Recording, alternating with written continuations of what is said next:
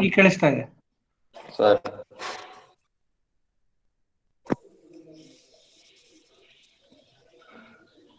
ಶ್ರೀ ಗುರುಭ್ಯೋ ನಮಃ. ಪರಮಗುರುಭ್ಯೋ ನಮಃ. ಶ್ರೀಮದಾನಂದ ತೀರ್ಥ ಭಗವತ್ಪಾದಾಚಾರ್ಯ ಗುರುಭ್ಯೋ ನಮಃ. ಹರಿ ಓಂ.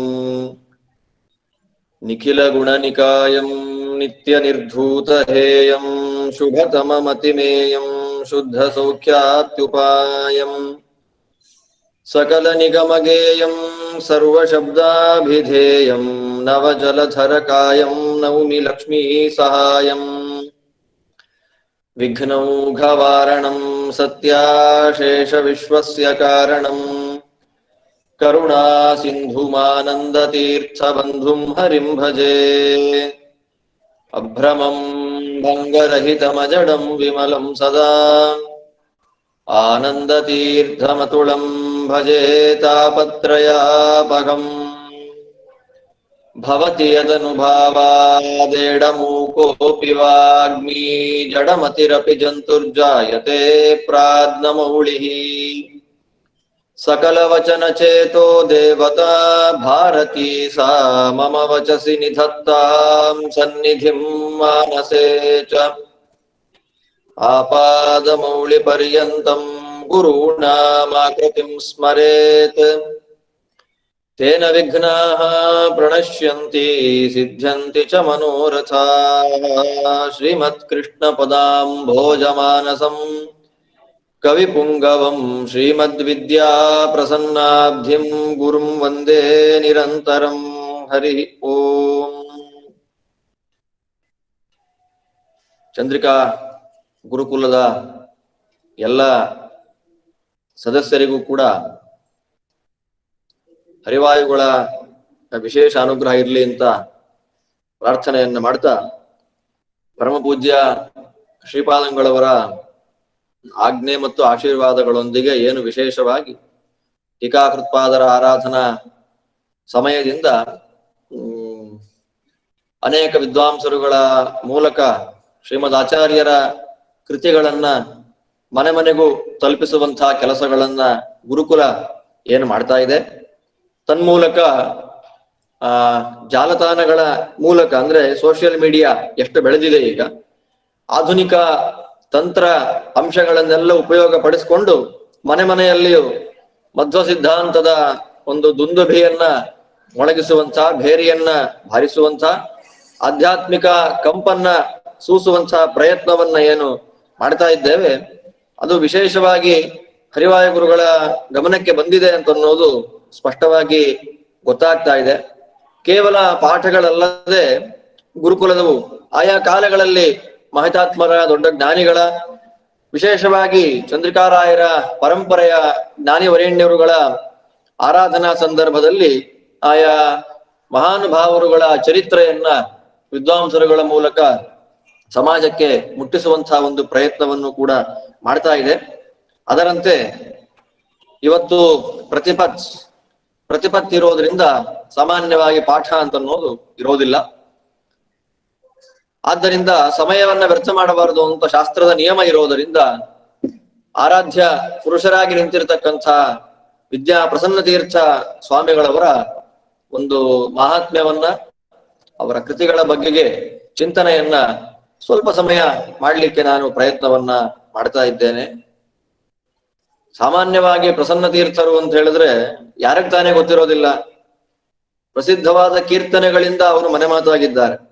ಅವರ ಅನೇಕ ಕೀರ್ತನೆಗಳು ಇವತ್ತಿಗೂ ಕೂಡ ನಾಲಿಗೆಯಲ್ಲಿ ನಲಿದಾಡ್ತಾ ಇದೆ. ವಿಶಿಷ್ಟವಾದ ರಾಗ ಸಂಯೋಜನೆ, ಅಷ್ಟೇ ಅದ್ಭುತವಾಗಿರ್ತಕ್ಕಂಥ ಪದಲಾಲಿತ್ಯ ಮತ್ತು ಆ ಪದಗಳಲ್ಲಿ ತುಂಬಿ ತುಳುಕುವಂತಹ ಭಾವ. ಯಾವುದಾದ್ರೂ ಒಂದು ಸಾಹಿತ್ಯ ಅದು ಆತ್ಮಸಾತ್ ಆಗಬೇಕು, ಮನಸ್ಸಿನ ಒಳಗೆ ನಾಟಬೇಕು, ಅದು ಮತ್ತೆ ಮತ್ತೆ ಗುನುಗುನಿಸುವಂತೆ ಮಾಡಬೇಕು ಅಂತಂದ್ರೆ ಅದಕ್ಕೆ ಒಂದೇ ಕಾರಣ, ಅದನ್ನ ರಚನೆ ಮಾಡಿದಂಥ ವ್ಯಕ್ತಿಯ ತಾಕತ್ತು. ನಮಗೇನೋ ಕನ್ನಡ ಗೀಚಕ್ ಬರುತ್ತೆ ಅಂತ 4 ಸಾಲು ನಾವು ಗೀಚಿಟ್ಬಿಟ್ರೆ ನಾವೇ ಓದಕ್ಕೆ ಅಸಹ್ಯ ಪಡ್ತೇವೆ, ನಾನು ಬರ್ದಿದ್ನ ಇದನ್ನ ಅಂತ. ಹಾಗಿರ್ಬೇಕಾದ್ರೆ 10 ವರ್ಷಗಳು ಕಳೆದ ನಂತರದಲ್ಲಿಯೂ ಕೂಡ ಈ ಕೃತಿಗಳೆಲ್ಲದರ ಅನುಸಂಧಾನ ಆಗ್ತಾ ಇದೆ ಅಂತಂದ್ರೆ ಜನಗಳದನ್ನ ಕೇಳ್ತಾ ಇದ್ದಾರೆ, ಅದನ್ನ ಹೇಳ್ತಾ ಇದ್ದೇವೆ ನಾವೆಲ್ಲರೂ ಅಂತಂದ್ರೆ ಆ ಕೃತಿಗಳ ಅಂತಃಸತ್ವ ಏನಿದೆ, ಅಂತ ಅದ್ಭುತವಾದಂತಹ ಕೃತಿಯ ರಚನೆಯನ್ನ ಮಾಡಿದಂತಹ ವ್ಯಕ್ತಿಗಳ ಮಹಾತ್ಮ್ಯ ಏನಿದೆ ಅನ್ನೋದನ್ನ ನಾವು ಸ್ವಲ್ಪ ವಿಚಾರವನ್ನ ಮಾಡಿದಾಗ ಪ್ರಸನ್ನ ತೀರ್ಥರು ಸಾಮಾನ್ಯರಾಗಿರ್ತಕ್ಕಂತಹ ವ್ಯಕ್ತಿ ಅಲ್ಲ ಅನ್ನೋದು ಮೇಲ್ನೋಟಕ್ಕೆ ಕಾಣುತ್ತೆ ನಮ್ಗೆ. ವಿದ್ಯಾಪ್ರಸನ್ನ ತೀರ್ಥ ಶ್ರೀಪಾದಂಗಳವರು ಅವರ ಕೃತಿಗಳ ಗಂಭೀರತೆಯನ್ನ, ವಾಗ್ಝರಿಯನ್ನ ನಾವು ಕಂಡಾಗ ಇದು ಸಾಮಾನ್ಯನಾದ ಒಬ್ಬ ವ್ಯಕ್ತಿ ಅಧ್ಯಯನವನ್ನ ಮಾಡಿ, ಗುರುಮುಖೇನ ಶಾಸ್ತ್ರಾಧ್ಯಯನವನ್ನ ಮಾಡಿ ತನ್ನ ಸ್ವಯಂ ಕೃಷಿಯಿಂದ ಈ ಪ್ರಕಾರವಾಗಿ ಗ್ರಂಥವನ್ನ ರಚನೆ ಮಾಡಲಿಕ್ಕೆ ಸಾಧ್ಯ ಇಲ್ಲ ಅಂತಲೇ ಪ್ರತಿಯೊಬ್ಬರಿಗೂ ಅದು ಭಾವನೆ ಬಂದೇ ಬರುತ್ತೆ. ಆದ್ದರಿಂದ ಅವ್ರು ಯಾರು ಅನ್ನುವ ಪ್ರಶ್ನೆ ನಮ್ಮೆಲ್ಲರಿಗೂ ಬಂದೇ ಬರುತ್ತೆ. ಅದಕ್ಕಾಗಿಯೇ ಅವರ ಮಹಾತ್ಮ್ಯಾತಿಶಯಗಳ ಒಂದು ಚಿಕ್ಕ ತುಣುಕನ್ನ ಪರಿಚಯ ಮಾಡಿಕೊಡುವಂತ ಒಂದು ಪುಟ್ಟ ಪ್ರಯತ್ನ. ಇದು ಯಾವ ಕಾಲಕ್ಕೆ ಹಿಂದೆ ಹೋಗತ್ತೆ ಅಂದ್ರೆ 1818-19 ಇಸ್ವಿ ಕಾಲಕ್ಕೆ ನಾವು ಹೊರಡಬೇಕು. ಈ ವಿದ್ಯಾಸಿಂಹಾಸನ ಅಂತ ಪ್ರಸಿದ್ಧವಾದದ್ದು ಶ್ರೀಮದ್ ಆಚಾರ್ಯರ ಪವಿತ್ರವಾದಂತಹ ವೇದಾಂತ ಸಾಮ್ರಾಜ್ಯ. ಅದನ್ನ ರಾಜೇಂದ್ರ ತೀರ್ಥರ ಪೂರ್ವಾದಿ ಮಠ ಅಂತ ಕರೀತಾ ಇದ್ರು. ಚಂದ್ರಿಕಾರಾಯರ ಸಮನಂತರದಲ್ಲಿ ಆ ಪೀಠವನ್ನ ವ್ಯಾಸರಾಜರ ಮಠ ಅಂತಲೇ, ವ್ಯಾಸರಾಜ ಮಹಾಸಂಸ್ಥಾನ ಅಂತಲೇ ನಾವು ಅದನ್ನ ಲೋಕದಲ್ಲಿ ವ್ಯವಹಾರವನ್ನ ಮಾಡ್ತಾ ಇದ್ದೇವೆ. ಆ ಪ್ರಕಾರವಾಗಿ ಜಗತ್ ಪ್ರಸಿದ್ಧವಾಗಿರ್ತಕ್ಕಂತಹ ಸಂಸ್ಥಾನ. ಅನೇಕ ಜ್ಞಾನಿವರೇಣ್ಯರುಗಳು ಆಫ್ಟರ್ ಅಂಡ್ ಬಿಫೋರ್ ವ್ಯಾಸರಾಜ ಅಂತ ನಾವು ವಿಂಗಡಣೆಯನ್ನ ಮಾಡಬೇಕು. ಆ ಪ್ರಕಾರವಾಗಿ ನಾವು ಪರಂಪರೆಯನ್ನ ವಿಂಗಡಣೆ ಮಾಡಿಕೊಂಡಾಗ ಬಿಫೋರ್ ಚಂದ್ರಿಕಾರಾಯರು ಬರೋದಕ್ಕಿಂತ ಮೊದಲೇ ಅನೇಕ ಜ್ಞಾನಿಗಳು, ಪುರುಷೋತ್ತಮ ತೀರ್ಥರು, ಬ್ರಹ್ಮಣ್ಯ ತೀರ್ಥರೇ ಮೊದಲಾದಂತಹ ದೊಡ್ಡ ದೊಡ್ಡ ಜ್ಞಾನಿ ವರ್ಗ ಅದು ಬಂದಿದೆ. ಅಲ್ಲಿಂದ ಇನ್ನು ಮುಂದಕ್ಕೆ ಚಂದ್ರಿಕಾರಾಯರು, ಅದು ಭೂಮ ವ್ಯಕ್ತಿತ್ವ. ಅವ್ರ ಬಗ್ಗೆ ಪ್ರತ್ಯೇಕವಾಗಿ ವಿಸ್ತಾರವಾಗಿ ತಿಳಿಸುವಂತ ಅವಶ್ಯಕತೆ ಏನಿಲ್ಲ. ಆಬಾಲ ಗೋಪಾಲರಿಗೂ ಕೂಡ ಗೊತ್ತಿರತಕ್ಕಂತಹ ವ್ಯಕ್ತಿತ್ವ ಚಂದ್ರಿಕಾರಾಯರದ್ದು. ಚಂದ್ರಿಕಾರಾಯರಾದ ನಂತರದಲ್ಲಿ ಅನೇಕ ಜ್ಞಾನವರೇಣ್ಯರುಗಳು, ಒಬ್ಬೊಬ್ಬರು ಕೂಡ ಮಹಿತಾತ್ಮರು, ಅಪರೋಕ್ಷ ಜ್ಞಾನಿಗಳು, ದೇವರನ್ನ ಸಾಕ್ಷಾತ್ ಕಂಡಿರತಕ್ಕಂತಹ ವ್ಯಕ್ತಿಗಳು, ಅವರೆಲ್ಲ ಬಂದು ಹೋಗಿದ್ದಾರೆ. ಈ ಯಾವ ಗುರುಗಳ ನವರತ್ನದ ಮಾಲಿಕೆಯಲ್ಲಿ ಮುತ್ತಿನಂತೆ ಇರುವಂತಹ ಮಹಾನುಭಾವರೇ ವಿದ್ಯಾಪ್ರಸನ್ನ ತೀರ್ಥ ಶ್ರೀಪಾದಂಗಳವರು. ಅವರ ಕೃತಿಗಳನ್ನ ನಾವು ನೋಡಿಬಿಟ್ರೆ ಇದು ಸುಮಾರು 250-300-400 ವರ್ಷ ಹಳೆ ಕೃತಿ ಇರಬಹುದು ಅನ್ನುವ ಭಾವ ನಮ್ಮ ಮನಸ್ಸನ್ನ ಆವರಿಸುತ್ತೆ. ಆದ್ರೆ ಅವರು ಇವತ್ತಿಗೂ ಬದುಕಿದ್ದಾರೆ. ಅನೇಕ ಹಿರಿಯರು ಅವರು ನೋಡಿದಂತಹ, ಅವರು ಅನುಭವಿಸಿದಂತಹ ವ್ಯಕ್ತಿತ್ವವುಳ್ಳವರು ಪ್ರಸನ್ನ ತೀರ್ಥರು. ತೀರಾ ನೆನ್ನೆಗೆ ಅವರು ವೈಕುಂಠ ಪ್ರವೇಶ ಮಾಡಿ 51 ವರ್ಷ ಅಷ್ಟೇ ಆಗಿರೋದು. 51ನೇ ಆರಾಧನೆ ನಡೀತಾ ಇದೆ ಇದೀಗ. ನಮ್ಮ ಕಾಲದಲ್ಲಿ ಸ್ವಲ್ಪ ಹಿಂದೆ ಇಂಥ ಮಹಿತಾತ್ಮರು ಬಂದಿದ್ರೆ ಅಂತಂದ್ರೆ ಅತ್ಯಂತ ಆಶ್ಚರ್ಯ ಆಗುತ್ತೆ. ಎಂಥ ಜ್ಞಾನಿಗಳು ಬಂದು ಹೋಗಿದ್ದಾರೆ ನಮ್ಮ ಕಣ್ಣೆದುರಿಗೆ ಅಂತ ಹೇಳಿ ಆಶ್ಚರ್ಯ ಆಗ್ಬಿಡುತ್ತೆ ನಮಗೆ. ಅಂಥ ವ್ಯಕ್ತಿತ್ವ ಅವರದ್ದು. ವಿದ್ಯಾಕಾಂತ ತೀರ್ಥರು ಅಂತ ಬರ್ತಾ ಇದ್ದಾರೆ ವ್ಯಾಸರಾಜರ ಮಠದ ಪರಂಪರೆಯಲ್ಲಿ.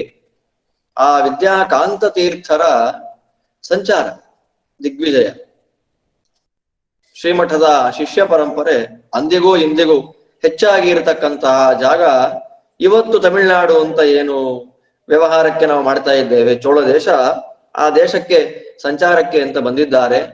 ಕೊಯಮತ್ತೂರು ಪ್ರಾಂತ್ಯ ಸಂಚಾರಕ್ಕೆ ಅಂತ ಬಂದಿದ್ದಾಗ ಹತ್ತಿರದಲ್ಲೇ ದೊಡ್ಡ ವಿದ್ವಾಂಸರುಗಳು ವಾಸ ಮಾಡತಕ್ಕಂತಹ ಶ್ರೇಷ್ಠವಾದ ಅಗ್ರಹಾರ, ದೊಡ್ಡ ದೊಡ್ಡ ವಿದ್ವಾಂಸರುಗಳು ವಾಸ ಮಾಡ್ತಾ ಇದ್ದಂತಹ ಒಂದು ಉತ್ಕೃಷ್ಟವಾದ ಅಗ್ರಹಾರ, ತೆಕ್ಕಲೂರು ಅಂತ ಗ್ರಾಮ ಕರೀತಾ. ಇವತ್ತಿಗೂ ಕೂಡ ನಾವು ಚಂದ್ರಿಕಾರಾಯರು ಪ್ರತಿಷ್ಠೆ ಮಾಡಿದಂತಹ ಪ್ರಾಣದೇವರ ಸನ್ನಿಧಾನ ಇರುವಂತಹ ಅವಿನಾಶಿ ಅಂತ ಒಂದು ಊರು ಬರುತ್ತೆ. ಅಲ್ಲಿಂದ ಕೊಯಮತ್ತೂರಿಗೆ ಹೋಗುವ ದಾರಿಯಲ್ಲಿ ಆ ತೆಕ್ಕಲೂರು ಎಂಬತಕ್ಕಂತಹ ಪ್ರಾಂತ್ಯ ಇವತ್ತು ನಾವು ಅದನ್ನ ಕಾಣಬಹುದಾಗಿದೆ. ಆ ತೆಕ್ಕಲೂರು ಗ್ರಾಮ ಆ ಕಾಲದಲ್ಲಿ ದೊಡ್ಡ ದೊಡ್ಡ ವಿದ್ವಾಂಸರುಗಳಿಗೆ ಸ್ಥಾನವಾಗಿತ್ತು, ಆಶ್ರಯ ಸ್ಥಾನವಾಗಿತ್ತು. ಅಂಥ ದೊಡ್ಡ ಕ್ಷೇತ್ರ ಅದು. ಆ ಕ್ಷೇತ್ರಕ್ಕೆ ಅಲ್ಲಿನ ಮಠದ ಎಲ್ಲ ಶಿಷ್ಯರುಗಳು ಕೂಡ ಗುರುಪೀಠದ ಯತಿಗಳು ಬಂದಿದ್ದಾರೆ, ಬರಬೇಕು ಅಂತ ಸ್ವಾಗತ ಮಾಡ್ತಾರೆ. ಅವರ ಆಹ್ವಾನವನ್ನ ಮನ್ನಿಸಿ ವಿದ್ಯಾಕಾಂತ ತೀರ್ಥ ಶ್ರೀಪಾದಂಗಳವರು ತಾವು ಕೊಯಮತ್ತೂರಿನಿಂದ ತಾವು ತೆಕ್ಕಲೂರಿಗೆ ಸಂಚಾರವನ್ನು ದಿಗ್ವಿಜಯವನ್ನು ಮಾಡ್ತಾರೆ. ಅಲ್ಲಿ ಚಿಕ್ಕ ಹುಡುಗ 19 ವರ್ಷದ ಬಾಲಕ ಲಕ್ಷ್ಮೀ ನರಸಿಂಹಾಚಾರ್ಯರು ಅಂತ ಅವರ ಹೆಸರು. 19 ವಯಸ್ಸಿನಲ್ಲಿಯೇ ಸಕಲ ಶಾಸ್ತ್ರಗಳು ಕೂಡ ಕರತಲ ಮೂಲಕ. ಎಂಥ ಅಸಾಧಾರಣವಾದ ಪಾಂಡಿತ್ಯ ಅವರದ್ದು ಅಂತಂದ್ರೆ, ವಿದ್ಯಾ ಕಾಂತತೀರ್ಥ ಶ್ರೀಪಾದಂಗಳವರ ದರ್ಬಾರು ತೆಕ್ಕಲೂರು ಗ್ರಾಮದಲ್ಲಿ ಆಗ್ತಾ ಇದೆ. ಆಗ ಈ ಬಾಲಕ ಲಕ್ಷ್ಮೀ ನರಸಿಂಹನ ತಂದೆಗಳು ಸ್ವಾಮಿಗಳ ಹತ್ರ ಬಂದು ಕರ್ಕೊಂಡು ಬಂದು ಸುಧಾ ಪರೀಕ್ಷೆ ಮಾಡಿ ಅಂತ ಹೇಳ್ತಾರೆ. ಮಠದ ವಿದ್ವಾಂಸರಿಗೆ ಆಶ್ಚರ್ಯ. 19 ವರ್ಷದ ಬಾಲಕ ಸುಧಾ ವ್ಯಾಸತ್ರಯಾದಿ ಗ್ರಂಥಗಳ ಅನುವಾದವನ್ನ ಅಂದ್ರೆ ಓದ್ತಾ ಇದ್ದೀನಿ ಅನ್ನೋದೇ ಆಶ್ಚರ್ಯವಾಗುತ್ತೆ. ಹಾಗಿರ್ಬೇಕಾದ್ರೆ ದೊಡ್ಡ ಪೀಠದ ಚಂದ್ರಿಕಾರಾಯರ ಪೀಠದ ಅಧಿಪತಿಗಳ ಒಂದು ಸಮಕ್ಷಮದಲ್ಲಿ ಅನುವಾದ ಪರೀಕ್ಷೆ ಅಂತಂದ್ರೆ ವಿದ್ವಾಂಸರಿಗೆಲ್ಲ ಆಶ್ಚರ್ಯ. ವಿದ್ವಾಂಸರಿಗೆ ಆಶ್ಚರ್ಯ ಆಯ್ತು, ಸ್ವಾಮಿಗಳಿಗೆ ತುಂಬಾ ಸಂತೋಷ ಆಯ್ತು. ವಿದ್ಯಾ ಕಾಂತತೀರ್ಥ ಶ್ರೀಪಾದಂಗಳವರಿಗೆ ತುಂಬಾ ಸಂತುಷ್ಟರಾಗಿ ಅವ್ರು ಏನ್ ಮಾಡ್ತಾರೆ, ನೀವ್ ಇಲ್ಲಿಂದ ಸಂಸಾರ ಸಮೇತರಾಗಿ ಸೋಸಲೆ ಗ್ರಾಮಕ್ಕೆ ಬಂದ್ಬಿಡ್ಬೇಕು ಅಂತ ಅವರನ್ನ ಕರ್ಕೊಂಡು ಬಂದ್ಬಿಡ್ತಾರೆ. ಯಾವ ತೆಕ್ಕಲೂರು ಗ್ರಾಮದಿಂದ ಸೋಸಲೆಗೆ ಅವರ ಸ್ಥಳಾಂತರ ಆಗಿದೆ. ಅಲ್ಲಿ ಆ ಲಕ್ಷ್ಮೀ ನರಸಿಂಹಾಚಾರ್ಯರ ಮುಂದಿನ ಎಲ್ಲ ಜವಾಬ್ದಾರಿಯನ್ನ ವಿದ್ಯಾ ಕಾಂತತೀರ್ಥ ಶ್ರೀಪಾದಂಗಳವರು ತೆಗೆದುಕೊಳ್ತಾರೆ. ಯೋಗ್ಯಳಾಗಿರ್ತಕ್ಕಂಥ ಕನ್ಯೆಯ ಜೊತೆಯಲ್ಲಿ ತಾವೇ ಸ್ವತಃ ವಿವಾಹವನ್ನ ಮಾಡಿಸ್ತಾರೆ. ವಿದ್ಯಾ ಕಾಂತತೀರ್ಥರು ಅಂದ್ರೆ ಸಾಮಾನ್ಯ ವ್ಯಕ್ತಿಗಳಲ್ಲ, ಅಭಿನವ ವಿಜಯೇಂದ್ರ ತೀರ್ಥರು ಅಂತ ಅವ್ರನ್ನ ಕರೀತಾರೆ. ಚತುಷ್ಷಷ್ಠಿ ಕಲಾಯುಕ್ತ ಸರ್ವಶಾಸ್ತ್ರಾಬ್ಧಿಪಾರಗ ಅಂತ ಅವರ ಮಹಾತ್ಮ್ಯ. ವಿಜಯೇಂದ್ರ ಸ್ವಾಮಿಗಳಂತೆ ಅವರ ಪರಮಾನುಗ್ರಹ ಪಾತ್ರರಾಗಿ 64 ಕಲೆಗಳಲ್ಲಿ ತಮ್ಮ ಅಸಾಧಾರಣವಾದ ಗತಿಯನ್ನ, ಒಳ್ಳೆಯ ಪ್ರಾವೀಣ್ಯವನ್ನ ಪಡೆದವರಾಗಿ ಸಕಲ ಶಾಸ್ತ್ರಗಳಲ್ಲಿಯೂ ಕೂಡ ಅಸಾಧಾರಣವಾದ ಪಾಂಡಿತ್ಯವನ್ನ ಪಡೆದಿದ್ದಂತಹ ದೊಡ್ಡ ಜ್ಞಾನಿಗಳು ವಿದ್ಯಾಕಾಂತರು. ಅವರು ಮೇಲ್ವಿಚಾರಿಕೆಯನ್ನ ಪಡಿತಾರೆ. ಇವರದ್ದು ಅಂತಂದ್ರೆ ಇವರ ದೊಡ್ಡ ಮಹಾತ್ಮೆ ಅಂತದ್ದು. ಸರಿ, ಮದುವೆ ಆಯ್ತು. ಮದುವೆ ಆದ ಮೇಲೆ ಹೇಳ್ತಾರೆ ಯೋಗ್ಯವಾದಂತಹ ಸಂತಾನ ಅಂತ ಅನ್ನೋದು ಆಗಬೇಕು. ಮದುವೆ ಆಗೋದೇ ಒಳ್ಳೆಯ ಸಂತಾನ ಬರ್ಲಿ ಅಂತ. ಆ ಸಂತಾನ 2 ದೃಷ್ಟಿಯಲ್ಲಿ, ಒಂದು ವಂಶೋದ್ಧಾರವನ್ನ ಮಾಡ್ಲಿ ಅಂತ ಒಂದು ದೃಷ್ಟಿ ಇದ್ರೆ, ಮತ್ತೊಂದು ಸದ್ಗತಿಗೆ ಕರ್ಕೊಂಡು ಹೋಗ್ಲಿ. ಅಲ್ಲ, ಮನೆಯಲ್ಲಿ ಒಂದು ಮಗು ಹುಟ್ಟಿತು ಅಂತಂದ್ರೆ ವಂಶೋದ್ಧಾರ ಆಗತ್ತೆ. ಸದ್ಗತಿ ಇನ್ನೇನು ಅಂತಂದ್ರೆ, ಆ ಹುಟ್ಟಿದ ಮಗು ಅಕಸ್ಮಾತ್ ಮದ್ಯಪಾನವನ್ನು ಮತ್ತೇನೋ ಮಾಡಿಬಿಟ್ರೆ, ಹುಟ್ಟಿಸಿದ ತಂದೆ ತಾಯಿಗಳು ಮಾತ್ರ ಅಲ್ಲ, ಅದರ ಪೂರ್ವದ 7 ತಲೆಮಾರುಗಳು ನರಕಕ್ಕೆ ಬೀಳುವಂತಹ ಪ್ರಸಕ್ತಿ ಇರುತ್ತೆ. ಅದೇ ಒಬ್ಬ ವೈಷ್ಣವನಾಗಿ ಬಂದ ಅಂತಂದ್ರೆ ಹಿಂದಿನ ಮತ್ತು ಮುಂದಿನ 14 ತಲೆಮಾರುಗಳನ್ನ ವೈಕುಂಠಕ್ಕೆ ಕರ್ಕೊಂಡು ಹೋಗುವಂತಹ ಸಾಮರ್ಥ್ಯ ಬಂದ್ಬಿಡುತ್ತೆ. ಆದ್ದರಿಂದ ಸ್ವತಃ ಒಳ್ಳೆಯ ವಿದ್ವಾಂಸರು, ಗುರುಗಳ ಅನುಗ್ರಹ, ಗುರುಪೀಠದ ಆಶ್ರಯ ಇಷ್ಟೆಲ್ಲ ಇದ್ರೂ ಕೂಡ ಅವರನ್ನ ನೃಸಿಂಹದೇವರು ಅವತಾರ ಮಾಡಿದಂತಹ ಕ್ಷೇತ್ರ ಎಂಬುದಾಗಿ ಪ್ರಸಿದ್ಧವಾದಂತಹ ಯಾವ ಅಹೋಬಿಲ ಕ್ಷೇತ್ರಕ್ಕೆ ಅಹೋಬಿಲ ನರಸಿಂಹದೇವರ ಸೇವೆಯನ್ನ ಮಾಡ್ಕೊಂಡು ಬನ್ನಿ ಅಂತ ಕಳಿಸ್ಕೊಡ್ತಾರೆ. ಈ ಲಕ್ಷ್ಮೀ ನರಸಿಂಹಾಚಾರ್ಯ ದಂಪತಿಗಳು ಅಹೋಬಿಲ ಕ್ಷೇತ್ರಕ್ಕೆ, ಭವನಾಶಿನಿ ನದಿ ತೀರ ಉತ್ಕೃಷ್ಟವಾದಂತಹ ಕ್ಷೇತ್ರ ಕರ್ನೂಲ್ ಪ್ರದೇಶದಲ್ಲಿದೆ, ಆಂಧ್ರದಲ್ಲಿ. ಇವತ್ತು ಅಲ್ಲಿ ನರಸಿಂಹದೇವರಾದ್ರೂ 9 ರೂಪದಿಂದ ನಿಂತಿದ್ದಾರೆ. ನವನಾರಸಿಂಹ ಕ್ಷೇತ್ರ ಅಂತಲೇ ಪ್ರಸಿದ್ಧವಾಗಿದೆ ಅಹೋಬಿಲ ಕ್ಷೇತ್ರ. ಅಲ್ಲಿ ವಿಶಿಷ್ಟವಾಗಿ ಸೇವೆಯನ್ನು ಮಾಡ್ತಾರೆ. ಆ ಸೇವೆಗೆ ಒಲಿದು ನೃಸಿಂಹ ಒಂದು ಒಳ್ಳೆಯ ಪುತ್ರ ಸಂತಾನವನ್ನ, ಒಂದು ಒಳ್ಳೆ ಗಂಡು ಮಗುವನ್ನ ಅವರಿಗೆ ಕೊಡ್ತಾ ಇದ್ದಾನೆ. ಅಹೋಬಿಲ ನೃಸಿಂಹದೇವರ ಅನುಗ್ರಹದಿಂದಲೇ ಕೂಸು ಹುಟ್ಟಿದೆ ಎನ್ನುವ ಕಾರಣದಿಂದ ಮಗುವಿಗೆ ಅಹೋಬಿಲ ಅಂತಲೇ ನಾಮಕರಣವನ್ನು ಮಾಡ್ತಾರೆ. ಗುರುಗಳ ಗರಡಿಯಲ್ಲಿ ಒಳ್ಳೆಯ ಶಾಸ್ತ್ರಾಧ್ಯಯನ, ದೊಡ್ಡ ಗರಳಪುರಿ ಶಾಸ್ತ್ರಿಗಳು ಮೊದಲಾಗಿರ್ತಕ್ಕಂತಹ ದೊಡ್ಡ ವಿದ್ವಾಂಸರುಗಳ ಬಳಿಯಲ್ಲಿ ನ್ಯಾಯ, ವ್ಯಾಕರಣ, ಮೀಮಾಂಸಾ ಮೊದಲಾಗಿರ್ತಕ್ಕಂತಹ ಗ್ರಂಥಗಳ ಅಧ್ಯಯನ, ವಿದ್ಯಾ ಕಾಂತತೀರ್ಥ ಶ್ರೀಪಾದಂಗಳವರ ಮೂಲಕ ಒಳ್ಳೆಯ ಶಾಂತಿ ಪಾಠ. ಅಲ್ಲಿಂದ ಅವರ ವಿದ್ಯಾ ಶಿಷ್ಯರಾಗಿರ್ತಕ್ಕಂತಹ ಭೀಮಸೇನಾಚಾರ್ಯರು. ಇವತ್ತು ವಿದ್ಯಾಪೀಠಗಳು ಅಂತ ಏನು ಕಾಣ್ತಾ ಇದೆ ಅಲ್ಲಲ್ಲಿ ಆಯಾ ಮಠಗಳಲ್ಲಿ, ಆಯಾ ಊರುಗಳಲ್ಲಿ ವಿದ್ಯಾಪೀಠ ಅಂತ ಮೊಟ್ಟ ಮೊದಲಿಗೆ ಶುರು ಮಾಡಿದಂತಹ ವ್ಯಕ್ತಿಗಳು ಭೀಮಸೇನಾಚಾರ್ಯರು. ಪುಸ್ತಕ ನೋಡಿಕೊಂಡು ಪಾಠ ಪ್ರವಚನ ಮಾಡಿದ್ರು ಅಂತಲೇ ಇಲ್ಲ, ಎಲ್ಲ ಶಾಸ್ತ್ರಗಳು ಬಾಯಲ್ಲೇ, ಸಮಗ್ರ ಮಧ್ವ ಸಿದ್ಧಾಂತವನ್ನ ಬಾಯಲ್ಲೇ ಇಟ್ಟುಕೊಂಡಿದ್ದಂತಹ ಜ್ಞಾನಿಗಳು.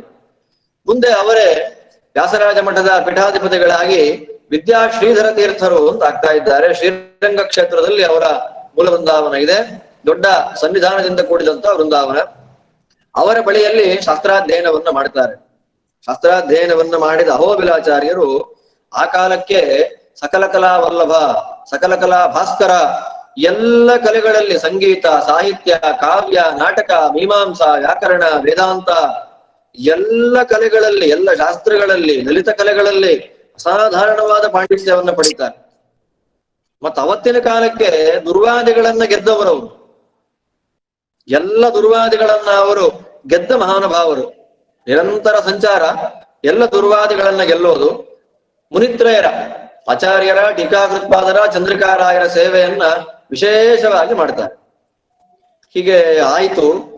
ಒಳ್ಳೆ ಯೋಗ್ಯ ವಯಸ್ಕರಾದ ಮೇಲೆ ವಿದ್ಯಾ ಸಿಂಧು ತೀರ್ಥರ ಪೂರ್ವಾಶ್ರಮದ ಹೆಣ್ಣು ಮಗಳು ರುಕ್ಮಿಣಮ್ಮ ಅಂತ ಹೇಳಿ ಆ ಹೆಣ್ಣು ಮಗಳನ್ನ ಕೊಟ್ಟು ಮದುವೆಯನ್ನ ಮಾಡಿದ್ದಾರೆ. ಮದುವೆ ಆದ್ಮೇಲೆ ಸಾಲಾಗಿ ಮಕ್ಕಳಾದವು. ಆದ ಮಕ್ಕಳು ಒಂದೂ ಉಳಿಲಿಲ್ಲ, ಒಂದು ಮಗು ಉಳಿಲಿಲ್ಲ. ಜೊತೆಯಲ್ಲೇ ಹೆರಿಗೆಯ ಸಂದರ್ಭದಲ್ಲಿಯೇ ಈ ರುಕ್ಮಿಣಮ್ಮನವರು ಕೂಡ ದೇಹತ್ಯಾಗವನ್ನ ಮಾಡುವಂತಹ ಪ್ರಸಕ್ತಿ ಬರುತ್ತೆ. ಸಾಮಾನ್ಯವಾಗಿ ಲೋಕದಲ್ಲಿ ಕಷ್ಟ ಯಾರಿಗೆ ಅನ್ನುವಾಗ ಜ್ಞಾನಿಗಳಿಗೆ. ಲೋಕದಲ್ಲಿ ಕಷ್ಟ ಅನ್ನೋ ಯಾರಿಗೆ ಬರುತ್ತೆ ಅಂದ್ರೆ ಜ್ಞಾನಿಗಳಾದವ್ರಿಗೆ ಕಷ್ಟ ಬರುತ್ತಂತೆ. ಏನೂ ಇಲ್ಲ, ತಿನ್ಕೊಂಡು ತಿರುಗಾಡ್ಕೊಂಡು ಮಜಾ ಮಾಡ್ಕೊಂಡಿರತಕ್ಕಂತ ವ್ಯಕ್ತಿ ತುಂಬಾ ಸಂತೋಷವಾಗಿರ್ತಾನೆ. ಶಾಸ್ತ್ರ ಅಧ್ಯಯನ, ಅನುಷ್ಠಾನ, ಪಾಠ, ಪ್ರವಚನ ಅಂದುಕೊಂಡ ವ್ಯಕ್ತಿ ಒದ್ದಾಡ್ತಾ ಇರ್ತಾನೆ ಪಾಪ. ಆದ್ದರಿಂದ ದೇವರ ವಿಚಿತ್ರವಾದ ವ್ಯಾಪಾರ ಇದೆ, ತುಂಬಾ ಸಮಸ್ಯೆ ಆಯ್ತು. ಇದರಿಂದ ಅವರಿಗೆ ವಿರಕ್ತಿ ಬಂದ್ಬಿಡ್ತು. ವಿರಕ್ತಿ ಬಂದು ವಿರಕ್ತರಾಗಿ ನಿರಂತರ ಒಂದು ಕಡೆ ನಿಲ್ಲದೆ ಸಂಚಾರವನ್ನ ಮಾಡ್ತಾ ಇರ್ತಾರೆ. ಇದೇ ಸಂದರ್ಭದಲ್ಲಿಯೇ ಸಂತಾನ ಆಗ್ಬೇಕಲ್ಲ. ಸತ್ಯಭಾಮಮ್ಮ ಅಂತ ಇನ್ನೊಂದು ಹೆಣ್ಣುಮಗಳು, ಆ ಹೆಣ್ಣು ಮಗಳನ್ನ ಕೊಟ್ಟು ಮದುವೆ ಮಾಡ್ತಾರೆ. ರುಕ್ಮಿಣಮ್ಮನವರು ಅನೇಕ ಮಕ್ಕಳುಗಳನ್ನ ಪಡೆದರೂ ಕೂಡ ಅದು ಒಂದು ದಕ್ಕದೆ ದೇಹತ್ಯಾಗವನ್ನ ಮಾಡುವಂತಹ ಸ್ಥಿತಿ ನಿರ್ಮಾಣ ಆಯಿತು. ಇತ್ತ ಸತ್ಯಭಾಮಮ್ಮನವರನ್ನ ಮದುವೆ ಮಾಡಿಕೊಂಡ್ರು ಕೂಡ ಅನೇಕ ಮಕ್ಕಳು ಮತ್ತೆ ಹುಟ್ಟಿ ಸಾಯುವಂತಹ ಸ್ಥಿತಿ ನಿರ್ಮಾಣ ಆಯ್ತು. ಅನೇಕರು ಹುಟ್ಟುತ್ತಾರೆ, ಸಾಯ್ತಾರೆ. ಇದರಿಂದ ತುಂಬಾ ನೊಂದೋಯ್ತು ಮನಸ್ಸು ಅಹೋಬಿಲಾಚಾರ್ಯರಿಗೆ. ತುಂಬಾ ಮನಸ್ಸನ್ನ ಬೇಜಾರು ಮಾಡಿಕೊಂಡವರಾಗಿ ಅದೇ ಸಮಯದಲ್ಲಿ ಊರು ಬಿಟ್ಟು ಸ್ವಲ್ಪ ಮನಃಶಾಂತಿಗೆ ಹೊರಗಡೆ ಹೋಗಬೇಕು ಅಂತ ಅನ್ನುವ ಸಂದರ್ಭದಲ್ಲಿಯೇ ನಮ್ಮ ವಿದ್ಯಾ ಸಿಂಧು ತೀರ್ಥರು ಶ್ರೀಮಠದ ಅಷ್ಟೂ ಸಂಪತ್ತನ್ನ ವಿನಿಯೋಗ ಮಾಡಿ ಬಡ ಜನತೆಗೆ ಅನ್ನದಾನಾದಿಗಳನ್ನ ಮಾಡ್ತಾ ಇರ್ತಾರೆ. ದೊಡ್ಡ ಭೀಕರವಾದ ಕ್ಷಾಮ ಸಂದರ್ಭದಲ್ಲಿ ಶ್ರೀಮಠದ 1,500 kg ಅಷ್ಟಿದ್ದಂತಹ ಬಂಗಾರವನ್ನೆಲ್ಲ ಖರ್ಚು ಮಾಡಿ ಜನತೆಗೇನು ಅನ್ನದಾನವನ್ನ ಮಾಡ್ತಾ ಇದ್ರು. ಆ ದೊಡ್ಡದಾದ ಅನ್ನಯಜ್ಞದಲ್ಲಿ ತಮ್ಮದು ಇಲ್ಲೇ ಎಂಬುದಾಗಿ ತಮ್ಮದೆಲ್ಲವನ್ನ ಕೊಟ್ಟು ಸೋಸಲೆಯನ್ನ ಬಿಟ್ಟು ಶ್ರೀರಂಗ ಕ್ಷೇತ್ರಕ್ಕೆ ಬಂದು ಪಾಠ ಪ್ರವಚನ ಮಾಡ್ತಾ ಕೂತು. ಶ್ರೀರಂಗದಲ್ಲಿ ಮತ್ತು ಮಧುರೈ ಕ್ಷೇತ್ರದಲ್ಲಿ ಸುಂದರನಾಥನ ಸುಂದರರಾಜ ಇರುವಂತಹ ಕ್ಷೇತ್ರ, ಮನೋನಿಯಾಮಕರಾಗಿರ್ತಕ್ಕಂತಹ ದೇವರು ಎಲ್ಲ ಇದ್ದಾರೆ ಕ್ಷೇತ್ರದಲ್ಲಿ. ಆ ಕ್ಷೇತ್ರದಲ್ಲಿ ತಾವು ಪಾಠ ಪ್ರವಚನ ಮಾಡ್ತಾರೆ. ಶ್ರೀರಂಗ ಕ್ಷೇತ್ರದಲ್ಲಿ ಮಾಡ್ತಾರೆ, ಕೊಯಮತ್ತೂರು ಕ್ಷೇತ್ರದಲ್ಲಿ ಮಾಡ್ತಾರೆ. ಆದ್ರೆ ಮನಸ್ಸಲ್ಲಿ ಒಂದು ಕೊರಗಿದೆ, ಅಯ್ಯೋ ಮದುವೆ ಆಗಿದ್ದಕ್ಕೆ ಸಾರ್ಥಕ್ಯ ಬರಲಿಲ್ವಲ್ಲ. ಆಗ ಗುರುಗಳ ಆಜ್ಞೆಯಂತೆ ದೊಡ್ಡ ಕ್ಷೇತ್ರ, ಹರಿವಾಯುಗಳ ಕ್ಷೇತ್ರ, ರಾಘವೇಂದ್ರ ಸ್ವಾಮಿಗಳು ಒಂದು ರಾತ್ರಿ ಅಲ್ಲಿ ವಾಸ ಮಾಡಿದ್ದಂತಹ ಕ್ಷೇತ್ರ. ವಿಶೇಷವಾಗಿ ಚಂದ್ರಿಕಾರಾಯರು ಅಲ್ಲಿ ಒಂದು ಪ್ರಾಣದೇವರನ್ನ ಪ್ರತಿಷ್ಠೆ ಮಾಡಿದ್ದಾರೆ. ಅಂಥ ಅದ್ಭುತವಾಗಿರ್ತಕ್ಕಂತಹ ಕ್ಷೇತ್ರ. ಅದನ್ನ ಪುರಾಣಗಳಲ್ಲಿ ನಾಮಗಿರಿ ಅಂತ ಕರೀತಾ ಇದ್ದಾರೆ. ಇವತ್ತಿನ ಭಾಷೆಯಲ್ಲಿ ಅದು ನಾಮಕ್ಕಲ್ ಅಂತ ಅದಾಗಿದೆ. ಹರಿವಾಯುಗಳು ನೃಸಿಂಹದೇವರು, ಅಂತೆಯೇ ಮುಖ್ಯ ಪ್ರಾಣದೇವರು ನೆಲೆ ನಿಂತಿರತಕ್ಕಂತಹ ಕ್ಷೇತ್ರ. ತುಂಬಾ ಎತ್ತರದ ಪ್ರಾಣದೇವರು. ಯಾವತ್ತಿಗೂ ಕೂಡ ಎತ್ತರಕ್ಕೆ ಬೆಳೆದ ವ್ಯಕ್ತಿ ದೊಡ್ಡವರ ಮುಂದೆ ತಲೆ ಬಗ್ಗಿಸಿ ನಿಲ್ಲಬೇಕು ಅನ್ನುವುದನ್ನ ಜಗತ್ತಿಗೆ ತೋರಿಸಿಕೊಡತಕ್ಕಂತ ಅತ್ಯಂತ ಶ್ರೇಷ್ಠವಾದ ಕ್ಷೇತ್ರವೇ ನಾಮಗಿರಿ ಕ್ಷೇತ್ರ. ಆ ನಾಮಗಿರಿ ಕ್ಷೇತ್ರ ನರಸಿಂಹ ಪ್ರಾಣದೇವರಷ್ಟೇ ಎತ್ತರದಲ್ಲಿದ್ರೂ ಕೂಡ ಅವರ ತಲೆ ಆ ಸ್ವಾಮಿ ನರಸಿಂಹನ ಪಾದದಲ್ಲಿ ನೆಟ್ಟಿದೆ. ಅಂತಹ ಉತ್ಕೃಷ್ಟವಾದ ಕ್ಷೇತ್ರದಲ್ಲಿ ನೆಲೆ ನಿಂತವರಾಗಿ ನಾಮಗಿರೀಶನನ್ನ ಅದ್ಭುತವಾಗಿ ಸೇವೆಯನ್ನು ಮಾಡ್ತಾರೆ. ತುಂಬಾ ಚೆನ್ನಾಗಿ ರಾಮಗಿರೀಶನ ಸೇವೆಯನ್ನು ಮಾಡ್ತಾ ಇದ್ದಾರೆ. ಕೊನೆಗೆ ಆಗ ಭಯೋವ್ರತಾದಿಗಳಿಂದ ದೊಡ್ಡ ದೊಡ್ಡ ವ್ರತಗಳಿಂದ ಸೇವೆಯನ್ನು ಮಾಡಿದಾಗಿಯೂ ಕೂಡ ಫಲ ಬರದೇ ಇರುವಾಗ ಅಲ್ಲೇ ತಾಯಿ ನಾಮಗಿರಿಯಮ್ಮ ಬೇಡಿದವರಿಗೆ ಬೇಡಿದ್ದನ್ನ ಆ ಕ್ಷಣಕ್ಕೆ ಕೊಡುವಂತಹ ದೊಡ್ಡ ದೇವತೆ ಆ ನಾಮಗಿರಿಯಮ್ಮನನ್ನ ಮೊರೆ ಹೊಂತಾರೆ, ಅನನ್ಯವಾಗಿ ಶರಣ ಹೊಂತಾರೆ. ಅನನ್ಯವಾಗಿ ಶರಣ ಹೊಂದಿದ ಮೇಲೆ ನಾಮಗಿರಿಯಮ್ಮನ ಮಾತಿನಂತೆ ದೊಡ್ಡ ಜ್ಞಾನಿಗಳು ಶ್ರೀಮದ್ ಆಚಾರ್ಯರ ಸಿದ್ಧಾಂತವನ್ನ ವಿಶೇಷವಾಗಿ ಆತ್ಮಸಾತ್ ಮಾಡಿಕೊಂಡಂತಹ ವ್ಯಕ್ತಿಗಳು ಅಹೋಬಿಲಾಚಾರ್ಯರು. ಅವರು ನಾಮಗಿರಿಯಮ್ಮನ ಮೂಲಕ ನಾಮಗಿರೀಶ ನೃಸಿಂಹದೇವರ ಹಿರಣ್ಯ ಕಶ್ಯಪನನ್ನು ಸಂಹಾರ ಮಾಡ್ತಾ ಇರ್ತಕ್ಕಂತಹ ಮೂರ್ತಿ ಅದು. ಎಷ್ಟು ಅದ್ಭುತವಾಗಿದೆ. ಆ ಇದರಲ್ಲಿ ಉಗುರುಗಳಲ್ಲಿ ರಕ್ತದ ಕಲೆಯನ್ನು ಇವತ್ತಿಗೂ ನಾವು ಕಾಣಬಹುದಾಗಿದೆ. ಅಜ್ಞಾನವನ್ನ ಸೀಳ್ತೇನೆ, ನನ್ನ ದರ್ಶನವನ್ನ ಮಾಡುವಂತಹ ವ್ಯಕ್ತಿಗಳಿಗೆ ಇರುವಂತಹ ಎಲ್ಲ ರೀತಿಯ ಅಜ್ಞಾನಗಳನ್ನ ನಾಶ ಮಾಡಿ ಯೋಗ್ಯವಾದಂತಹ ಜ್ಞಾನವನ್ನೇ ನಾನು ಕೊಡ್ತೇನೆ ಅನ್ನೋದನ್ನು ನರಸಿಂಹ ಪಾಠ ಮಾಡ್ತಾ ಇರ್ತಕ್ಕಂತಹ ಕ್ಷೇತ್ರ ನಾಮಗಿರಿ ಕ್ಷೇತ್ರ. ಆ ನರಸಿಂಹದೇವರ ಪರಮಾನುಗ್ರಹ ಆಯಿತು. ಪರಮಾನುಗ್ರಹ ಆಗ್ತಾ ಇದ್ದ ಹಾಗೆ ನರಸಿಂಹನ ಸಾಕ್ಷಾತ್ ದರ್ಶನವೂ ಆಗೋಯ್ತು. ನಾಮಗಿರೀಶನ ದರ್ಶನ ಆಯಿತು. ದರ್ಶನವಾಗ್ತಾ ಇದ್ದ ಹಾಗೆ ಅಲ್ಲಪ್ಪ, ಶಾಸ್ತ್ರಾಧ್ಯಯನ ಮಾಡಿದವರಿಗೆ ಮೋಕ್ಷವೇ ಸಿಗತ್ತೆ ಅಂದ ಮೇಲೆ ಮಕ್ಕಳಾಗೋದಿಲ್ವೇ ಅನ್ನುವ ರೀತಿಯಲ್ಲಿ ಒಳ್ಳೆಯ ಸತ್ಸಂತಾನ ಆಗುವಂತಹ ಸೂಚನೆ ಅಂತನ್ನೋದು ಬಂದಿದೆ. ಬಂದ ನಂತರ ಮುಖ್ಯ ಪ್ರಾಣದೇವರ ನೋಡಿ, ಎರಡು ಪ್ರಾಣದೇವರು, ಚಂದ್ರಿಕಾರಾಯರು ಪ್ರತಿಷ್ಠೆ ಮಾಡಿದಂತಹ ಪ್ರಾಣದೇವರು ವ್ಯಾಸಾಂಜನೇಯ, ಅದರ ಹಿಂದೆ ಇರುವಂತ ಎತ್ತರದ ಪುರಾಣ ಪ್ರಸಿದ್ಧವಾದಂತಹ ಮುಖ್ಯ ಪ್ರಾಣದೇವರು, ಇಲ್ಲಿ ನಾಮಗಿರಿಯಮ್ಮ, ನಾಮಗಿರೀಶ. ಎಲ್ಲರ ಅನುಗ್ರಹದಿಂದ ನಾಮಗಿರಿಯನ್ನ ನಾಮಕಲ್ ಕ್ಷೇತ್ರವನ್ನ ಬಿಟ್ಟು ಊರಿಗೆ ಮರಳುತ್ತಾ ಇದ್ದಾರೆ.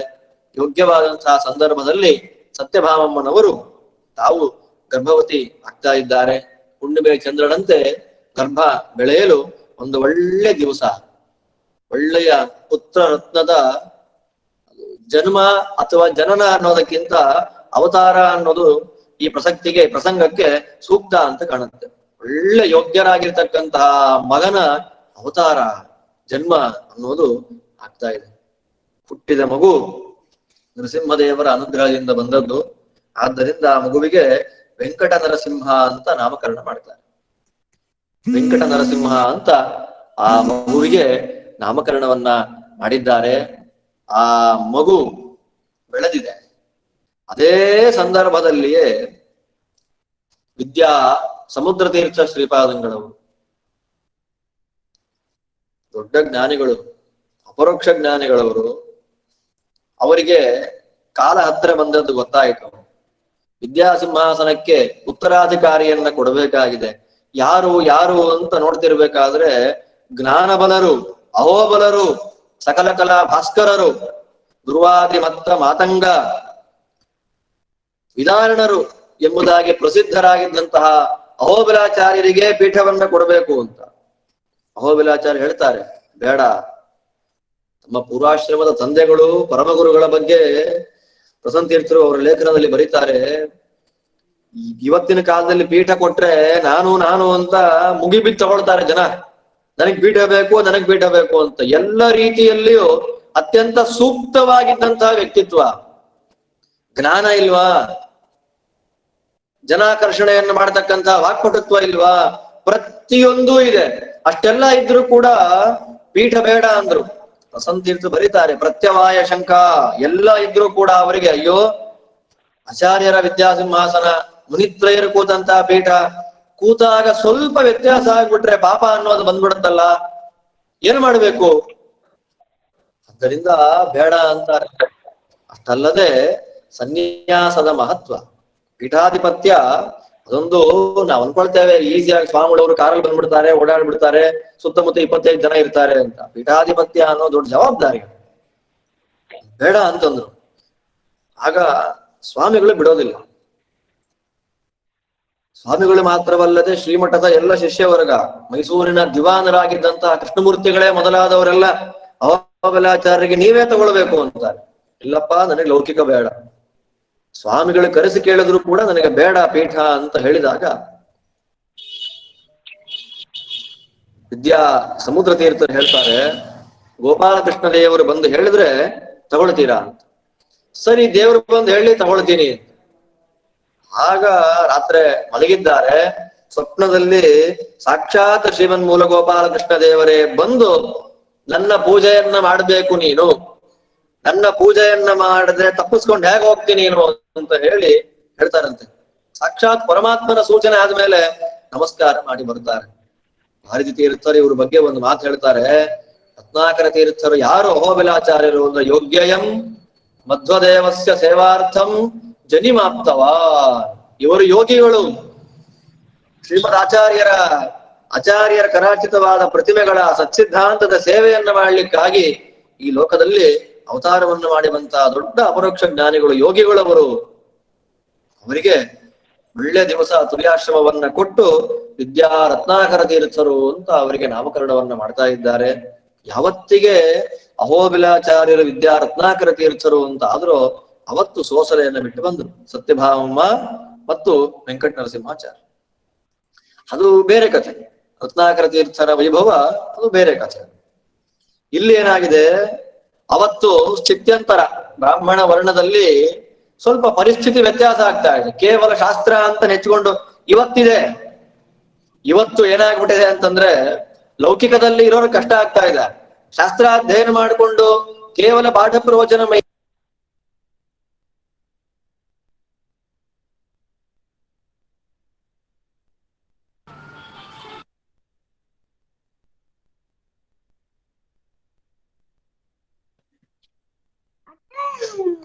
ಮರುತಾಚಾರದ ಮ್ಯೂಟ್ ಆಗಿದೆ. ಕೇಳ್ತಾ ಇದೆಯಾ ಈಗ? ಇವಾಗ ಕೇಳ್ತಾ ಇದೆಯಾ? ಕೇಳ್ತಾ ಇದೆ. ಅವಾಗ ಅವ್ರಿಗೆ ಭಯ, ಏನ್ ಮಾಡ್ಬೇಕು ಅಂತ ಗೊತ್ತಿಲ್ಲ. ಅವ್ರು ಏನ್ ಮಾಡ್ತಾರೆ, ಮೈಸೂರಿಗೆ ಕರ್ಕೊಂಡು ಬಂದು ಲೌಕಿಕಾಧ್ಯಯನವನ್ನೆಲ್ಲ ಮಾಡಿಸ್ಬಿಡ್ತಾರೆ. ಸರ್ವ ಪ್ರಕಾರವಾದಂತಹ ಲೌಕಿಕಾಧ್ಯಯನವನ್ನೆಲ್ಲ ಮಾಡಿಸಿ ಅವ್ರನ್ನ LLB ಲಾಯರ್ನಾಗೂ ಮಾಡಿಸ್ಬಿಡ್ತಾರೆ. ಅದೇ ಸಂದರ್ಭದಲ್ಲಿಯೇ ರತ್ನಾಕರ ತೀರ್ಥರ ವೃಂದಾವನ ಪ್ರವೇಶ ಅದು ಆಗಿದೆ. ಈಗ ವಿದ್ಯಾ ಭಾರತಿ ತೀರ್ಥರು ಪೀಠದಲ್ಲಿ ಬಂದಿದ್ದಾರೆ. ಮುಂದಕ್ಕೆ ಭಾರತಿ ತೀರ್ಥರ ಕಾಲದಲ್ಲಿ ಶ್ರೀಮಠದ ವಿಶೇಷವಾಗಿರ್ತಕ್ಕಂತಹ ವ್ಯವಹಾರಗಳನ್ನ ನೋಡಿಕೊಳ್ಳುವತ್ತ ಇವರ ಮನಸ್ಸು. ಆರ್ಥಿಕ ವ್ಯವಹಾರ, ಲೌಕಿಕ ವ್ಯವಹಾರಗಳೇನಿದೆ ಆ ಎಲ್ಲ ವ್ಯವಹಾರಗಳನ್ನು ಕೂಡ ವೆಂಕಟ ನರಸಿಂಹಾಚಾರ್ಯರೇ ನಿರ್ವಹಣೆಯನ್ನು ಮಾಡ್ತಾ ಇದ್ದಾರೆ. ಜೊತೆಯಲ್ಲಿಗೆ ಶ್ರೀಮಠದ ವಿದ್ವಾಂಸರುಗಳಿಂದ ವಿಶೇಷವಾಗಿರ್ತಕ್ಕಂಥ ಶಾಸ್ತ್ರಾಧ್ಯಯನ, ಅದ್ಭುತವಾದ ಕ್ರಮದಲ್ಲಿ ಅವರ ಲೇಖನಗಳು ನೋಡ್ಬೇಕು ನಾವು. ಜೀವಕರ್ತೃತ್ವ ವಿಷಯ ಇರಬಹುದು, ಅಥವಾ ಕಂಬಾಲೂರು ರಾಮಚಂದ್ರ ತೀರ್ಥರ ಸುಧಾ ಟಿಪ್ಪಣಿಯ ವಿಷಯ ಇರಬಹುದು. ಆ ಎಲ್ಲ ವಿಷಯಗಳಲ್ಲಿ ಅಸಾಧಾರಣವಾದಂತಹ ಅವರ ಪ್ರಭುತ್ವ, ಪಾಂಡಿತ್ಯ ಕಣ್ಣಿಗೆ ಕಾಣ್ತಾ ಇದೆ ನಮಗೆ. ಅಂತ ಅದ್ಭುತವಾದಂತಹ ಪಾಂಡಿತ್ಯವನ್ನ ಸಂಪಾದನೆ ಮಾಡ್ಕೊಂಡು ಲೌಕಿಕ ವೈದಿಕ ಉಭಯ ವಿದ್ಯೆಗಳಲ್ಲಿಯೂ ಕೂಡ ಅಸದೃಶವಾದಂತಹ ಪಾಂಡಿತ್ಯವನ್ನ ಸಂಪಾದನೆ ಮಾಡಿದ್ದಂತಹ ವ್ಯಕ್ತಿಗಳು. ಶ್ರೀಮಠಕ್ಕೆ ಒದಗಿದಂತಹ ಆರ್ಥಿಕವಾದ ಎಲ್ಲ ಬಿಕ್ಕಟ್ಟುಗಳು ಪರಿಹಾರಗೊಂಡಂತಹ ಸಮಯ ರತ್ನಾಕರ ತೀರ್ಥರ ಕಾಲ. ಮೊದಲು ಹೇಳಿದ್ನಲ್ಲ, 1,500 kg ಬಂಗಾರವನ್ನ ಜನಕ್ಕೆ ಊಟ ಹಾಕಬೇಕು ಅಂತ ಕೊಟ್ರಲ್ಲ. ರತ್ನಾಕರ ತೀರ್ಥರ ಕಾಲದಲ್ಲಿ ಮತ್ತೆ ಎಲ್ಲ ವಿದ್ವಾಂಸರುಗಳಾಗ್ಲಿ ಶಿಷ್ಯವರ್ಗವಾಗ್ಲಿ ಆರ್ಥಿಕವಾದ ಪುನಶ್ಚೇತನ ಮಠಕ್ಕೆ ನಡೆದಿದೆ. ನಡೆದ ಮೇಲೆ ವಾರಿಧಿ ತೀರ್ಥರ ಕಾಲದಲ್ಲಂತೂ ದೇವರಿಗೆ ಇವತ್ತು ಏನ್ ಮಠದಲ್ಲಿ ನಾವು ಸ್ವಾಮಿಗಳೇನ್ ಪೂಜೆ ಮಾಡ್ತಾ ಇದ್ದಾರೆ, ಬಂಗಾರ ತೊಟ್ಲು, ನವರತ್ನದ ಮಂಟಪ, ಅನೇಕ ಆಭರಣಗಳು, ಅದೆಲ್ಲ ಅವರೇ ಮಾಡಿಸಿದ್ದು. ಹೋದ ಸ್ಥಳಗಳು, ಮರ್ಯಾದೆಗಳು ಎಲ್ಲ ಅವರ ಕಾಲದಲ್ಲಿ ಬಂತು. ಅವರಿಗೂ ತಮ್ಮ ಕಾಲ ಸಮೀಪಿಸಿತು ಅಂತ ವಾರಿಧಿ ತೀರ್ಥರಿಗೆ ಗೊತ್ತಾಗ್ತಾ ಇದ್ದ ಹಾಗೆ ಯಾರಿಗೆ ಕೊಡ್ಬೇಕು, ಒಳ್ಳೆಯ ರಕ್ತ ಬೇಕಲ್ಲ. ಸುಮ್ಮನೆ ಯಾರ್ಯಾರಿಗೋ ಸನ್ಯಾಸ ಅಂತ ಕೊಟ್ರೆ ನಡೆಯೋದಿಲ್ಲ. ಅದೆಲ್ಲ ಪರಿಶುದ್ಧವಾದ ರಕ್ತ ಬೇಕು. ಎಲ್ಲಿದೆ ಅದು? ವಿದ್ಯಾ ರತ್ನಾಕರ ತೀರ್ಥರ ಪೂರ್ವಾಶ್ರಮದ ಮಕ್ಕಳು ವೆಂಕಟ ನರಸಿಂಹಾಚಾರ್ಯರು ಮಠದ ಬೆನ್ನೆಲುಬಾಗಿ ನಿಂತು ಮುಂದುವರಿಸ್ತಾ ಇದ್ದಾರೆ ಕಾರ್ಯಗಳನ್ನೆಲ್ಲ. ಅವರಿಗೆ ಕೊಟ್ಟು ಬಿಡೋಣ ಅಂತ ತೀರ್ಮಾನ ಮಾಡ್ತಾರೆ. ಆಗಲೇ ಮದುವೆ ಆಗಿದೆ ಪಾಪ. ತುಂಬಾ ಚಿಕ್ಕ ವಯಸ್ಸು, 34-35 ವರ್ಷ ಅಷ್ಟೇ ಅವರಿಗೆ. ತುಂಬಾ ಚಿಕ್ಕ ವಯಸ್ಸು. ಕೊಡ್ಬೇಕು ಅಂತ ನೋಡಿದ್ದಕ್ಕೆ ಆರಂಭದಲ್ಲಿ ಅವರು ಬೇಡ ಅಂತ ಹೇಳ್ತಾರೆ. ದೊಡ್ಡ ಪೀಠ, ಎಂತೆಂತ ಜ್ಞಾನಿಗಳು ಬಂದು ಕೂತದ್ದು, ಚಂದ್ರಿಕಾರಾಯರೇ ಮೊದಲಾದವರು ಕೂತದ್ದು. ಆ ಪೀಠ ನೋಡ್ಬಿಟ್ರೆ ಮಹಾ ಜ್ಞಾನ ಸಾಧನ ಅಲ್ವಾ. ಮಹಾಮಹೋಪಾಧ್ಯಾಯರೇ ಮೊದಲಾಗಿರ್ತಕ್ಕಂಥ ಅನೇಕ ಬಿರುದುಗಳಿಂದ ಭೂಷಿತರಾಗಿರ್ತಕ್ಕಂಥ ಅನಂತ ಕೃಷ್ಣ ಶಾಸ್ತ್ರಿಗಳು ತಮ್ಮ ನ್ಯಾಯಾಮೃತ ಒಂದು ಉಪೋದ್ಘಾತದಲ್ಲಿ, ಅದ್ವೈತ ಸಿದ್ಧಿ ಉಪೋದ್ಘಾತದಲ್ಲಿ ಅದ್ಭುತವಾಗಿ ಮಾತನ್ನು ಹೇಳ್ತಾರೆ. ಆಚಾರ್ಯರ ಚಂದ್ರಿಕಾರಾಯರ ಪೀಠದಲ್ಲಿ ಇವತ್ತಿಗೂ ಕೂಡ ಅವರ ತೇಜಸ್ಸು ಇದೆ. ಅದರ ದರ್ಶನ ಮಾತ್ರದಿಂದಲೇ, ಅದರಲ್ಲಿ ಕೂತ ಮಾತ್ರದಿಂದಲೇ ಬಾಲಕ ಬೃಹಸ್ಪತಿ ಆಗ್ತಾನೆ, ಮೂಕ ವಾಗ್ಮಿ ಆಗ್ತಾನೆ. ಆ ಪ್ರಕಾರವಾಗಿ ಚಂದ್ರಿಕಾರಾಯರ ಪೀಠ ವರ್ಣನೆಯನ್ನ ಪರಮತಿಯ ವಿದ್ವಾಂಸರು ಮಾಡಿದ್ದಾರೆ. ಆ ಪೀಠದಲ್ಲಿ ನಾನು ಕೂತ್ಕೊಳ್ಳೋದೇನು, ಗೋಪಾಲಕೃಷ್ಣ ದೇವರ ಪೂಜೆ ಏನು ಅಂತೆಲ್ಲ ಆಗಿದೆ. ಅವರ ಅಮ್ಮಂಗ ಅದೇ ಭಯ, ಅಯ್ಯೋ ಮಗನು ಹಾಗಾಗ್ಬಿಡ್ತಾನೇನೋ ಅಂತ. ಜಾತಕ ತೋರಿಸಿರ್ತಾರೆ, ನನ್ನ ಮಗ ಏನಾಗ್ತಾನೆ ಅಂತ. ಒಳ್ಳೆಯ ಪ್ರಭುತ್ವ ಯೋಗ ಅನ್ನೋದು ಬರುತ್ತೆ ಮಗನಿಗೆ, ಜ್ಯೋತಿಷ್ಕರು ಹೇಳ್ತಾರೆ, ಒಳ್ಳೆಯ ಸ್ಥಾನ ಬರುತ್ತೆ ಅಂತ. ಇಲ್ಲಿ ನೋಡಿದ್ರೆ ವೇದಾಂತ ಸಾಮ್ರಾಜ್ಯಾಧಿಕಾರ ಮುನಿತ್ರಯರ ಪೀಠ, ಅವ್ರ ತಾಯಿ ಒಪ್ಕೊಂಡ್ರು, ಒಳ್ಳೆಯ ಯೋಗ್ಯ ಜೀವಿ, ಒಪ್ಕೊಳ್ತಾರೆ. ಬಂದು ವಾರಿಧಿ ತೀರ್ಥರ ಸಮಕ್ಷಮದಲ್ಲಿ ಒಳ್ಳೆಯ ಶಾಸ್ತ್ರೋಕ್ತವಾದ ಕ್ರಮದಲ್ಲಿ ಸನ್ಯಾಸ ವಿಧಿವಿಧಾನಗಳೆಲ್ಲ ಮುಗಿದ ಮೇಲೆ ತಲೆ ಮೇಲೆ ಕೈ ಇಟ್ಟು ವ್ಯಾಸಮುಷ್ಟಿಯನ್ನಿಟ್ಟು ಕ್ಷೀರಾಭಿಷೇಕವನ್ನ ಮಾಡಿ ಸಕಲ ಮಂತ್ರೋಪದೇಶ ಪರಂಪರಾನುಗತವಾಗಿ ಬಂದಿರತಕ್ಕಂತಹ ಎಲ್ಲ ಸಂಪ್ರದಾಯಗಳನ್ನ ಹೇಳಿ ಅವರಿಗೆ ಪ್ರಸನ್ನ ಎಂಬತಕ್ಕಂಥ ಅಂಕಿತವನ್ನ ಕೊಡ್ತಾ ಇದ್ದಾರೆ. ಈ ಪ್ರಸನ್ನ ಎಂಬತಕ್ಕಂಥ ನಾಮ ರತ್ನಾಕರ ತೀರ್ಥರ ಕೃತಿಯಲ್ಲೇ ಕಾಣುತ್ತೆ. ಗೋಪಾಲ ಪಾಲಿಸೋ ಎನ್ನುವಂತಹ ಒಂದು ಅದ್ಭುತವಾದ ಕೃತಿ ಅದು. ಆ ಕೃತಿಯಲ್ಲಿ ಪ್ರಸನ್ನ ಅಂತ ಒಂದು ಶಬ್ದ ಉಲ್ಲೇಖಿತವಾಗಿದೆ. ಅದನ್ನೇ ಇವರಿಗೆ ಪ್ರಸನ್ನ, ವಿದ್ಯಾ ಪ್ರಸನ್ನ ತೀರ್ಥರು ಎಂಬುದಾಗಿ ಇವರಿಗೆ ನಾಮಕರಣವನ್ನ ಮಾಡಿದ್ದಾರೆ. ನಾಮಕರಣ ಮಾಡಿ ಅಲ್ಲಿಂದ ಇನ್ನು ಮುಂದಕ್ಕೆ ಅವರು ಶ್ರೀರಂಗ ಕ್ಷೇತ್ರಕ್ಕೆ ಬಂದವರಾಗಿ ಅಲ್ಲಿ ತಮ್ಮ ಪೂರ್ವಿಕ ಗುರುಗಳ ಸನ್ನಿಧಾನದಲ್ಲಿ, ಪ್ರಾಣದೇವರ ರಂಗನಾಥ ದೇವರ ಸನ್ನಿಧಾನದಲ್ಲೇ ಒಳ್ಳೆಯ ಚಾತುರ್ಮಾಸ್ಯ ಪರ್ವಕಾಲ ಋಷಿ ಪಂಚಮಿ ಅಂತ ನಾವೇನ್ ಆಚರಣೆ ಮಾಡ್ತೇವೆ, ಭಾದ್ರಪದ ಶುದ್ಧ ಪಂಚಮಿ, ಅವತ್ತಿನ ದಿವಸ ಹರಿಧ್ಯಾನ ಪಾರಾಯಣರಾಗ್ತಾ ಇದ್ದಾರೆ. ಇವತ್ತಿಗೂ ಕೂಡ ವಾರಿಧಿ ತೀರ್ಥರ ಸೇವೆಯನ್ನ ಮಾಡಿಕೊಂಡು ಬಂದವರಿಗೆ ಸಿಗದೇ ಇರತಕ್ಕಂತಹ ಫಲವೇ ಇಲ್ಲ. ವೈಯಕ್ತಿಕವಾಗಿ ನಾನು ಸಾಕ್ಷಿ ಇದ್ದೇನೆ ಅದರಲ್ಲೆಲ್ಲ. ಶಾಸ್ತ್ರಾರ್ಥ ವಿಷಯದಲ್ಲಿ, ಗ್ರಂಥಗಳ ಅರ್ಥವಾಗುವಂತಹ ವಿಷಯದಲ್ಲಿ ಏನಾದ್ರೂ ಸಮಸ್ಯೆ ಅಂತ ಅನ್ನೋದಾದಾಗ ವಾರಿಧಿ ತೀರ್ಥರ ಸೇವೆಯನ್ನು ಮಾಡಿ ಅವರ ಪಾದೋದಕ ಹಸ್ತೋದಕವನ್ನ ಸ್ವೀಕಾರ ಮಾಡಿಕೊಳ್ಳೋದ್ರಿಂದ ಎಲ್ಲ ವಿಧವಾಗಿರ್ತಕ್ಕಂತಹ ಬಾಧೆಗಳು ಪರಿಹಾರ ಆಗತ್ತೆ, ಒಳ್ಳೆ ಶಾಸ್ತ್ರಜ್ಞಾನ ಬರುತ್ತೆ ಅನ್ನೋದಕ್ಕೆ ನಾನು ಒಬ್ಬ ಅದಕ್ಕೆ ಚಿಕ್ಕ ಉದಾಹರಣೆಯಾಗಿ ನಿಂತಿದ್ದೇನೆ. ಅಂತಹ ಗುರುಗಳ ಶಿಷ್ಯರಿ ಮಹಾನುಭಾವರಿವರು. ಸಂಚಾರ ಮಾಡದೇ ಇರ್ತಕ್ಕಂತಹ ಕಾಲ, ಆ ಕ್ವಿಟ್ ಇಂಡಿಯಾ ಮೂವ್ಮೆಂಟ್ ಎಲ್ಲ ಆಗ್ತಿದೆ ಆ 1940. ಆ ಸಂದರ್ಭದಲ್ಲಿ ಇವ್ರು ಏನ್ ಮಾಡ್ತಾರೆ, ವ್ಯಾಸರಾಜಪುರ ಸೋಸಲೆ ನೀರಲ್ಲಿ ಮುಳುಗಿ ಹಾಳಾದಾಗ, ಎಲ್ಲ ಕೊಚ್ಕೊಂಡು ಹೋದಾಗ ಮೈಸೂರು ಅರಸರ ಒಂದು ಬೆಂಬಲದಂತೆ ವಾರಿಧಿ ತೀರ್ಥರು ನಿರ್ಮಾಣ ಮಾಡಿದಂತಹ ಒಂದು ಅಗ್ರಹಾರ ವ್ಯಾಸರಾಜಪುರ ಭವ್ಯವಾದ ಮಠವನ್ನೇ ತಮ್ಮ ಕಾರ್ಯಸ್ಥಾನ ಅಂತ ಮಾಡಿಕೊಂಡ್ರು. ಅದ್ಭುತವಾಗಿ ತಮ್ಮ ಕಾರ್ಯಸ್ಥಾನ ಅಂತ ಮಾಡಿಕೊಂಡು ಅಲ್ಲಿಯೇ ಶಾಶ್ವತವಾಗಿ ನೆಲೆ ನಿಂತರು. ನಿರಂತರ ಸಂಚಾರ ಅಂತ ಅನ್ನೋದಿಲ್ಲ ಪ್ರಸನ್ನ ತೀರ್ಥರ ಕಾಲದಲ್ಲಿ. ವಿಶೇಷವಾಗಿ ಅಲ್ಲಿಯೇ ನೆಲೆ ನಿಂತವರಾಗಿ ಏನ್ ಮಾಡ್ಬೇಕು, ಯೋಗ್ಯರಾಗಿರ್ತಕ್ಕಂತಹ ವ್ಯಕ್ತಿಗಳಿಗೆ ತಮ್ಮ ಯೋಗ್ಯತೆಯನ್ನ ಹೆಚ್ಚು ಕಾಲ ಮುಚ್ಚಿಡ್ಲಿಕ್ಕೆ ಬರೋದಿಲ್ವಂತೆ. ಹೇಗಾದ್ರೂ ಅದು ಅಭಿವ್ಯಕ್ತಿ ಆಗೇ ಆಗತ್ತೆ, ಜಾಸ್ತಿ ದಿವಸ ಮುಚ್ಚಿಡ್ಲಿಕ್ಕೆ ಆಗೋದಿಲ್ಲ. ಅದರಂತೆ ಪ್ರಶಾಂತವಾದ ವಾತಾವರಣ, ಕಾವೇರಿ ತೀರ, ಸುತ್ತಮುತ್ತಲು ಕಂಗು ತೆಂಗು ತೋಟಗಳು, ಅದ್ಭುತವಾಗಿ ದಿವ್ಯವಾದಂತಹ ನಾದ ಭರಿತವಾದ ನಾದಮಯವಾದ ವಾತಾವರಣ, ಅಲ್ಲೇ ಅಂತಸ್ಫುರಣೆ ಆಯಿತು. ಅಪರೋಕ್ಷ ಜ್ಞಾನಿ ಪರಮಗುರುಗಳು, ಅಪರೋಕ್ಷ ಜ್ಞಾನಿ ಗುರುಗಳು ಇಬ್ಬರಿದ್ದಾರೆ. ಹಾಗಿರ್ಬೇಕಾದ್ರೆ ಶಿಷ್ಯರ ಸನ್ನಿಧಾನ ಬರದೇ ಇರುತ್ತೆ. ಒಳಗಿದ್ದಂತೆ ಅಂತರ್ನಾದ ಕೇಳಲಿಕ್ಕೆ ಆರಂಭ ಆಯ್ತು. ಆ ನಾದಗಳೆಲ್ಲ ಒಳಗೆ ಕಂಡ ಸತ್ಯವೆಲ್ಲ ನುಡಿಯ ರೂಪದಲ್ಲಿ, ಮಾತಿನ ರೂಪದಲ್ಲಿ ಹೊರಗೆ ಬರ್ಲಿಕ್ಕೆ ಆರಂಭ ಆಯ್ತು. ಅದೇ ಪ್ರಸನ್ನ ಸಾಹಿತ್ಯ. ಅದ್ಭುತವಾಗಿ ಸುಮಾರು 300 ದೇವರ ನಾಮಗಳ ರಚನೆಯನ್ನು ಮಾಡಿದ್ದಾರೆ. 300 ದೇವರ ನಾಮಗಳು. ನಮ್ಗೆ 2 ಹೂಬೇಕೆ ಪರಿಮಳದ 2-3 ಗೊತ್ತು ಬಿಟ್ರೆ ಅದರ ಒಂದು ಅದ್ಭುತವಾದ ಮಹತ್ವ ಇದೆ. ಪ್ರಸನ್ನ ಸಾಹಿತ್ಯಕ್ಕೆ ಅದರದ್ದೇ ಆಗಿರ್ತಕ್ಕಂತಹ ಒಂದು ಪ್ರತ್ಯೇಕತೆ ಇವತ್ತಿಗೂ ನಾವು ಅದನ್ನ ಕಾಣಬಹುದಾಗಿದೆ. ಈ ಪ್ರಕಾರವಾಗಿ ಅಲ್ಲಿ ಮಾಡ್ತಾ ಕೂತಿದ್ದಾರೆ ಕೃತಿ ರಚನೆ. ಮತ್ತೆ ನಿತ್ಯದಲ್ಲಿಯೂ ಸೋಸಲೆಯ ಗ್ರಾಮದ, ಅಂದ್ರೆ ಸೋಸಲೆ ವ್ಯಾಸರಾಜಪುರ, ಆ 2 ಗ್ರಾಮದ ಪ್ರತಿಯೊಬ್ಬ ಜಾತಿ ಮತ ಪಂಥ ಭೇದವೇ ಇಲ್ಲ, ಪ್ರತಿಯೊಬ್ಬರಿಗೂ ಮಠದಲ್ಲೇ ಭೋಜನ ಆಗಬೇಕು, ಎಲ್ಲರಿಗೂ ಮಠದಲ್ಲಿ ಕೆಲಸ.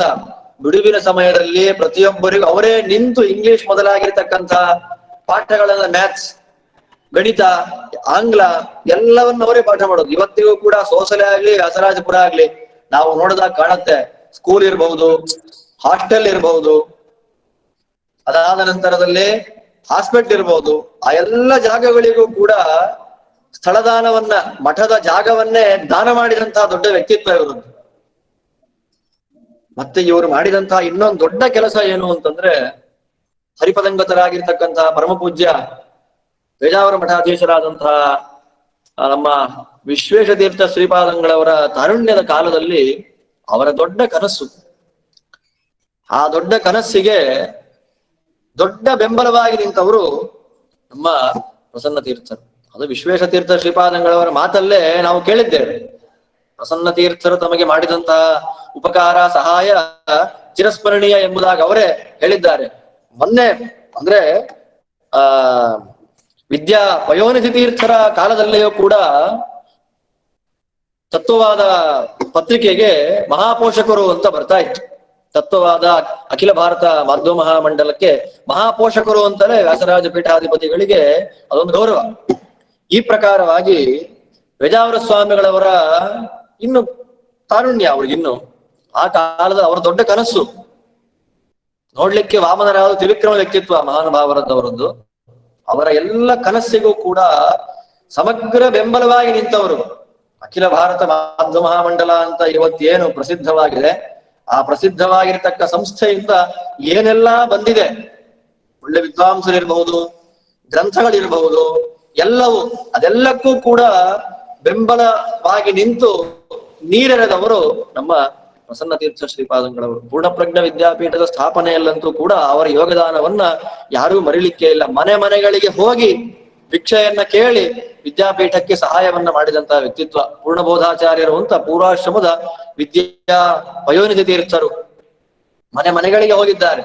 ಮನೆ ಮನೆಗಳಿಗೆ ಹೋಗಿ ಮುಷ್ಟಿ ಭಿಕ್ಷಾ ಇತ್ಯಾದಿಗಳನ್ನ ಮಾಡಿಕೊಂಡು ಪೂರ್ಣಪ್ರಜ್ಞ ವಿದ್ಯಾಪೀಠದ ಒಂದು ಅಭಿವೃದ್ಧಿಯಲ್ಲಿ ತಮ್ಮದೇ ಆಗಿರ್ತಕ್ಕಂತಹ ಒಂದು ಯೋಗದಾನವನ್ನ ಅವರು ಮಾಡಿರೋದನ್ನ ಪೇಜಾವರ ಸ್ವಾಮಿಗಳು ನಿರಂತರವಾಗಿ ಅದನ್ನ ಉಪಕಾರ ಸ್ಮರಣೆ, ಕೃತಜ್ಞರಾಗಿ ಇಬ್ರು ದೊಡ್ಡವರೇ, ಮಾತಾಡೋ ಹಾಗೆ ಇಲ್ಲ ಆ ವಿಷಯದಲ್ಲಿ. ಈ ಪ್ರಕಾರವಾಗಿ ವಿದ್ಯಾ ಪ್ರಸನ್ನ ತೀರ್ಥರು ನಾನೇ ಮಾಡ್ಬೇಕು ನೋಡಿ. ದೊಡ್ಡವರ ಗುಣ ಅಂತಂದ್ರೆ ಮಾತ್ಸರ್ಯ ಇಲ್ಲದೆ ಇರುವಂತ ತಮ್ಮೆಲ್ಲ ಶಿಷ್ಯರನ್ನ ದೊಡ್ಡ ದೊಡ್ಡ ರಾವ್ ಬಹದ್ದೂರ್ ವೆಂಕಟೇಶಾಚಾರ್ಯ ಇರಬಹುದು, ದೊಡ್ಡ ದೊಡ್ಡ ವಿದ್ವಾಂಸರುಗಳು, ಆ ಎಲ್ಲ ವಿದ್ವಾಂಸರುಗಳನ್ನ ಪೇಜಾವರ ಸ್ವಾಮಿಗಳ ಒಂದು ಸಪೋರ್ಟ್ ಮಾಡ್ಲಿಕ್ಕೆ ಕಳಿಸ್ಕೊಟ್ರು. ಅವತ್ತಿನ ಕಾಲದಲ್ಲಿ ಎಷ್ಟು ತುಂಬಾ ಅಡೆತಡೆಗಳು ಬಂದಿದೆ ಪೇಜಾವರ ಸ್ವಾಮಿಗಳವರಿಗೆ. ಅಖಿಲ ಭಾರತ ಮಾಧ್ವ ಮಂಡಲ ಇತ್ಯಾದಿಗಳನ್ನು ಮಾಡುವಾಗ ಅನೇಕರು ಸಪೋರ್ಟೇ ಮಾಡ್ಲಿಲ್ಲ.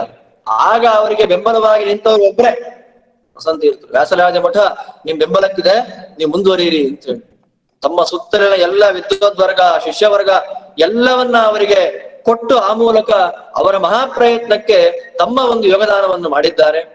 ಅದರಿಂದ ಇವತ್ತು ಪೂರ್ಣಪ್ರಜ್ಞ ವಿದ್ಯಾಪೀಠದ ಕಲ್ಪವೃಕ್ಷದಂತೆ ಬೆಳೆದಿರುವಂತದ್ದನ್ನು ನಾವು ಕಾಣಬಹುದಾಗಿದೆ. ನಮ್ಮ ಪರಮ ಪೂಜ್ಯ ಸ್ವಾಮಿಗಳವರು ಕೂಡ ಆ ಮರದ ಹಣ್ಣೆ ಅಂತ ಹೇಳಲಿಕ್ಕೆ ಹೆಮ್ಮೆ ಆಗ್ತಾ ಇದೆ. ಈ ಪ್ರಕಾರವಾಗಿ ಪ್ರಸನ್ನ ತೀರ್ಥರು ಅನೂಚಾನವಾಗಿ ಬಂದಿದ್ದಂತಹ ಸಂಪ್ರದಾಯ ಆಚರಣೆ ಮಾಡೋದರಲ್ಲಿ ಆಗತಾನೆ ಬ್ರಾಹ್ಮಣ ವರ್ಗಕ್ಕೆ ಆಮಿಷ, ಒಳ್ಳೆಯ ಒಂದು ಫಲ ತೋರಿಸಿ ವೈದಿಕ ವಿದ್ಯೆಯಿಂದ ಅವರನ್ನ ವಂಚಿತರನ್ನಾಗಿ ಮಾಡುವಂತಹ ಕಾಲ, ಆ ಕಾಲಘಟ್ಟದ ಮಧ್ಯದಲ್ಲಿ ಇದ್ದಂಥವ್ರು. ಸಂಪ್ರದಾಯವೂ ಬೇಕು, ಲೌಕಿಕವೂ ಬೇಕು.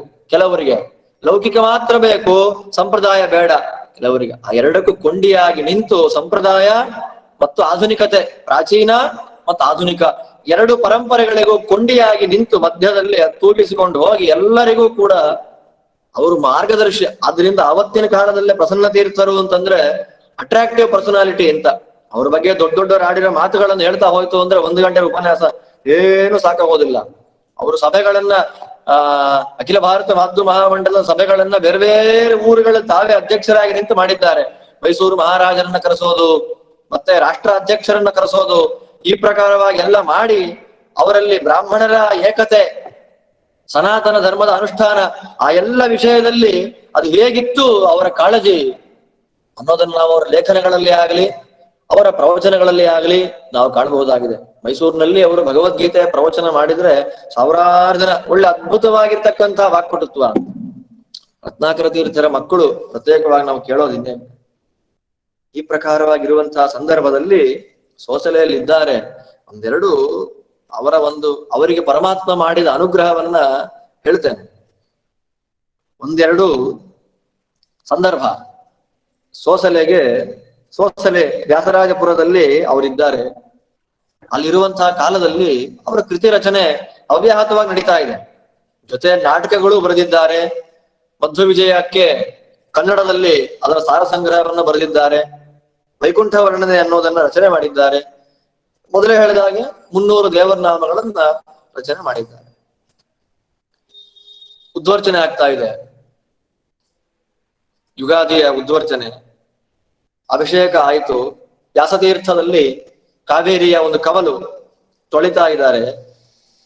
ಅಲ್ಲಿ ತೊಳಿತಾ ಇರುವಂತಹ ಸಂದರ್ಭದಲ್ಲಿ ಚಂದ್ರಿಕಾರಾಯರು ಮುಷ್ಟಿಯಲ್ಲಿಟ್ಟು ಏನಿದೆ ಅಂತ ಕೇಳಿದಾಗ ಯಾರು ಹೇಳಲಿಲ್ಲ. ಕನಕದಾಸರು ಈತನೀಗ ವಾಸುದೇವನು ಅಂತ ಹೇಳ್ತಾರೆ. ಕನಕದಾಸರಿಂದ ಸೂಚಿತವಾದ ಪ್ರತಿಮೆ ಅದು. ಅದನ್ನ ಸ್ವರ್ಣಮಯ ವಾಸುದೇವ ಮೂರ್ತಿ ಅಂತ ಅದನ್ನ ಕರೀತಾರೆ. ಇವತ್ತು ನೋಡ್ಬೋದು ಅದನ್ನು. ಆ ಪ್ರತಿಮೆ ತಪ್ಪೋಯ್ತು, ಕಾಣ್ಲಿಲ್ಲ. ಅವರು ತುಂಬಾ ಚಿಕ್ಕ ಪ್ರತಿಮೆ, ಕಣ್ಣಿಗೆ ಕಾಣ್ಲಿಲ್ಲ. ಬಂದ್ರು, ಪೂಜೆ ಮಾಡಿಬಿಟ್ರು. ಪೂಜೆ ಮಾಡಿದ ಮೇಲೆ ಎಲ್ಲ ಎತ್ತಿಡ್ಬೇಕು, ನೋಡ್ತಾ ಇದ್ದಾರೆ, ಆ ಪ್ರತಿಮೆ ಕಾಣ್ತಾ ಇಲ್ಲ. ಏನ್ ಮಾಡೋದು? ಆ ಪ್ರತಿಮೆ ಕಾಣ್ತಾ ಇಲ್ಲ. ಎಂಥ ಆಘಾತ ಆಗಿರ್ಬೇಡ. ಅಯ್ಯೋ ಏನಾಯ್ತು, ನನ್ನ ಕಾಲದಲ್ಲಿ ಪರಂಪರೆಯಿಂದ ಬಂದಿದಂತಹ ಪ್ರತಿಮೆ ಹೋಯ್ತಲ್ಲ, ಎಲ್ಲಿ ಹೋಯ್ತು? ಹುಡುಕ್ತಾರೆ, ಸಿಗಲಿಲ್ಲ. ವ್ಯಾಸತೀರ್ಥದ ಬಳಿಯಲ್ಲಿ ಎಲ್ಲಿ ದೇವರ ಉದ್ವರ್ಚನ ಅಭಿಷೇಕ ಆಯ್ತು ಅಲ್ಲಿ ಹೋಗಿ ನೋಡೋಣ ಅಂತ ಹೋಗ್ತಾರೆ. ದೇವರು ಸಿಗೋ ತನಕ ನಾನು ಊಟ ಮಾಡೋದಿಲ್ಲ, ಭಿಕ್ಷಾ ಸ್ವೀಕಾರ ಮಾಡೋದಿಲ್ಲ ಅಂತ ಕೂತ್ಕೊಂಡ್ಬಿಟ್ರು. ಭಿಕ್ಷಾ ಸ್ವೀಕಾರ ಮಾಡೋದಿಲ್ಲ ಅಂತ ಕೂತ್ರೆ ಏನಾಯ್ತು? ಇದ್ದಕ್ಕಿದ್ದಾಗಿ ನೀರಲ್ಲಿ ಗುಳ್ಳೆ ಬರ್ಲಿಕ್ಕೆ ಆರಂಭ ಆಯ್ತಂತೆ. ಗುಳ್ಳೆ ಬರ್ಲಿಕ್ಕೆ ಆರಂಭ ಆಗಿ ಮತ್ತೆ ನೋಡ್ತಾರಲ್ಲಿ ಆ ಕಳೆದು ಹೋದ ಪ್ರತಿಮೆ ಸಿಕ್ಕಿದೆ. ಅವಾಗಲೇ ರಚಿತವಾಗಿರ್ತಕ್ಕಂತಹ ಕೃತಿ ಎಂಥ ಪುಣ್ಯ, ಎಂಥ ಭಾಗ್ಯ, ಕಂತು ಜನಕ ಶ್ರೀಕಾಂತನ ದರ್ಶನ. ಅವಾಗಲೇ ಅವರ ಕೃತಿಯನ್ನ ರಚನೆ ಮಾಡಿದ್ದು. ಇದು ಒಂದಾದ್ರೆ, ವ್ಯಾಸರಾಜ ಮಠದಲ್ಲಿ ಅನೇಕ ವಿಶಿಷ್ಟವಾಗಿರ್ತಕ್ಕಂತಹ ಸಂಪ್ರದಾಯಗಳಿದೆ. ಅದರಲ್ಲಿ ಒಂದು ಸಾಯಂಕಾಲ, ಪ್ರತಿನಿತ್ಯ ಸಾಯಂಕಾಲ ಗೋಧೂಳಿ ಲಗ್ನದಲ್ಲಿ ಗೋಪಾಲಕೃಷ್ಣ ದೇವರ ಪೆಟ್ಟಿಗೆಗೆ ಸುಮಂಗಲಿಯರು ಆರತಿಯನ್ನ ಮಾಡುವಂಥದ್ದು. ಸುಮಂಗಲಿಯರು ಆರತಿಯನ್ನ ಮಾಡಬೇಕು, ಅದೊಂದು ಸಂಪ್ರದಾಯ. ಅವತ್ತು ಸಾಯಂಕಾಲ ಇಡೀ ಅಗ್ರಹಾರದಲ್ಲೇ ಯಾವ ಹೆಣ್ಣು ಮಕ್ಕಳು ಇಲ್ಲ. ಹತ್ತಿರದಲ್ಲೇ ಒಂದು ಕಡೆಯಲ್ಲಿ ಮದುವೆ ಕಾರ್ಯಕ್ರಮ, ಟಿ ನರಸೀಪುರದಲ್ಲಿ, ಅದು ಹೊರಟೋಗಿದ್ದಾರೆ. ಮದುವೆ ಕಾರ್ಯಕ್ರಮಕ್ಕೆ ಹೋದಾಗ ಇಲ್ಲಿ ಯಾರಿಲ್ಲ. ಸಾಯಂಕಾಲ ಆಗ್ತಾ ಇದೆ, ಗೋಧೂಳಿ ಲಗ್ನ ಸಮೀಪಿಸ್ತಾ ಇದೆ, ಆರತಿ ಮಾಡ್ಲಿಕ್ಕೆ ಯಾರಿಲ್ಲ. ಆಗ ಏನ್ ಮಾಡೋದು?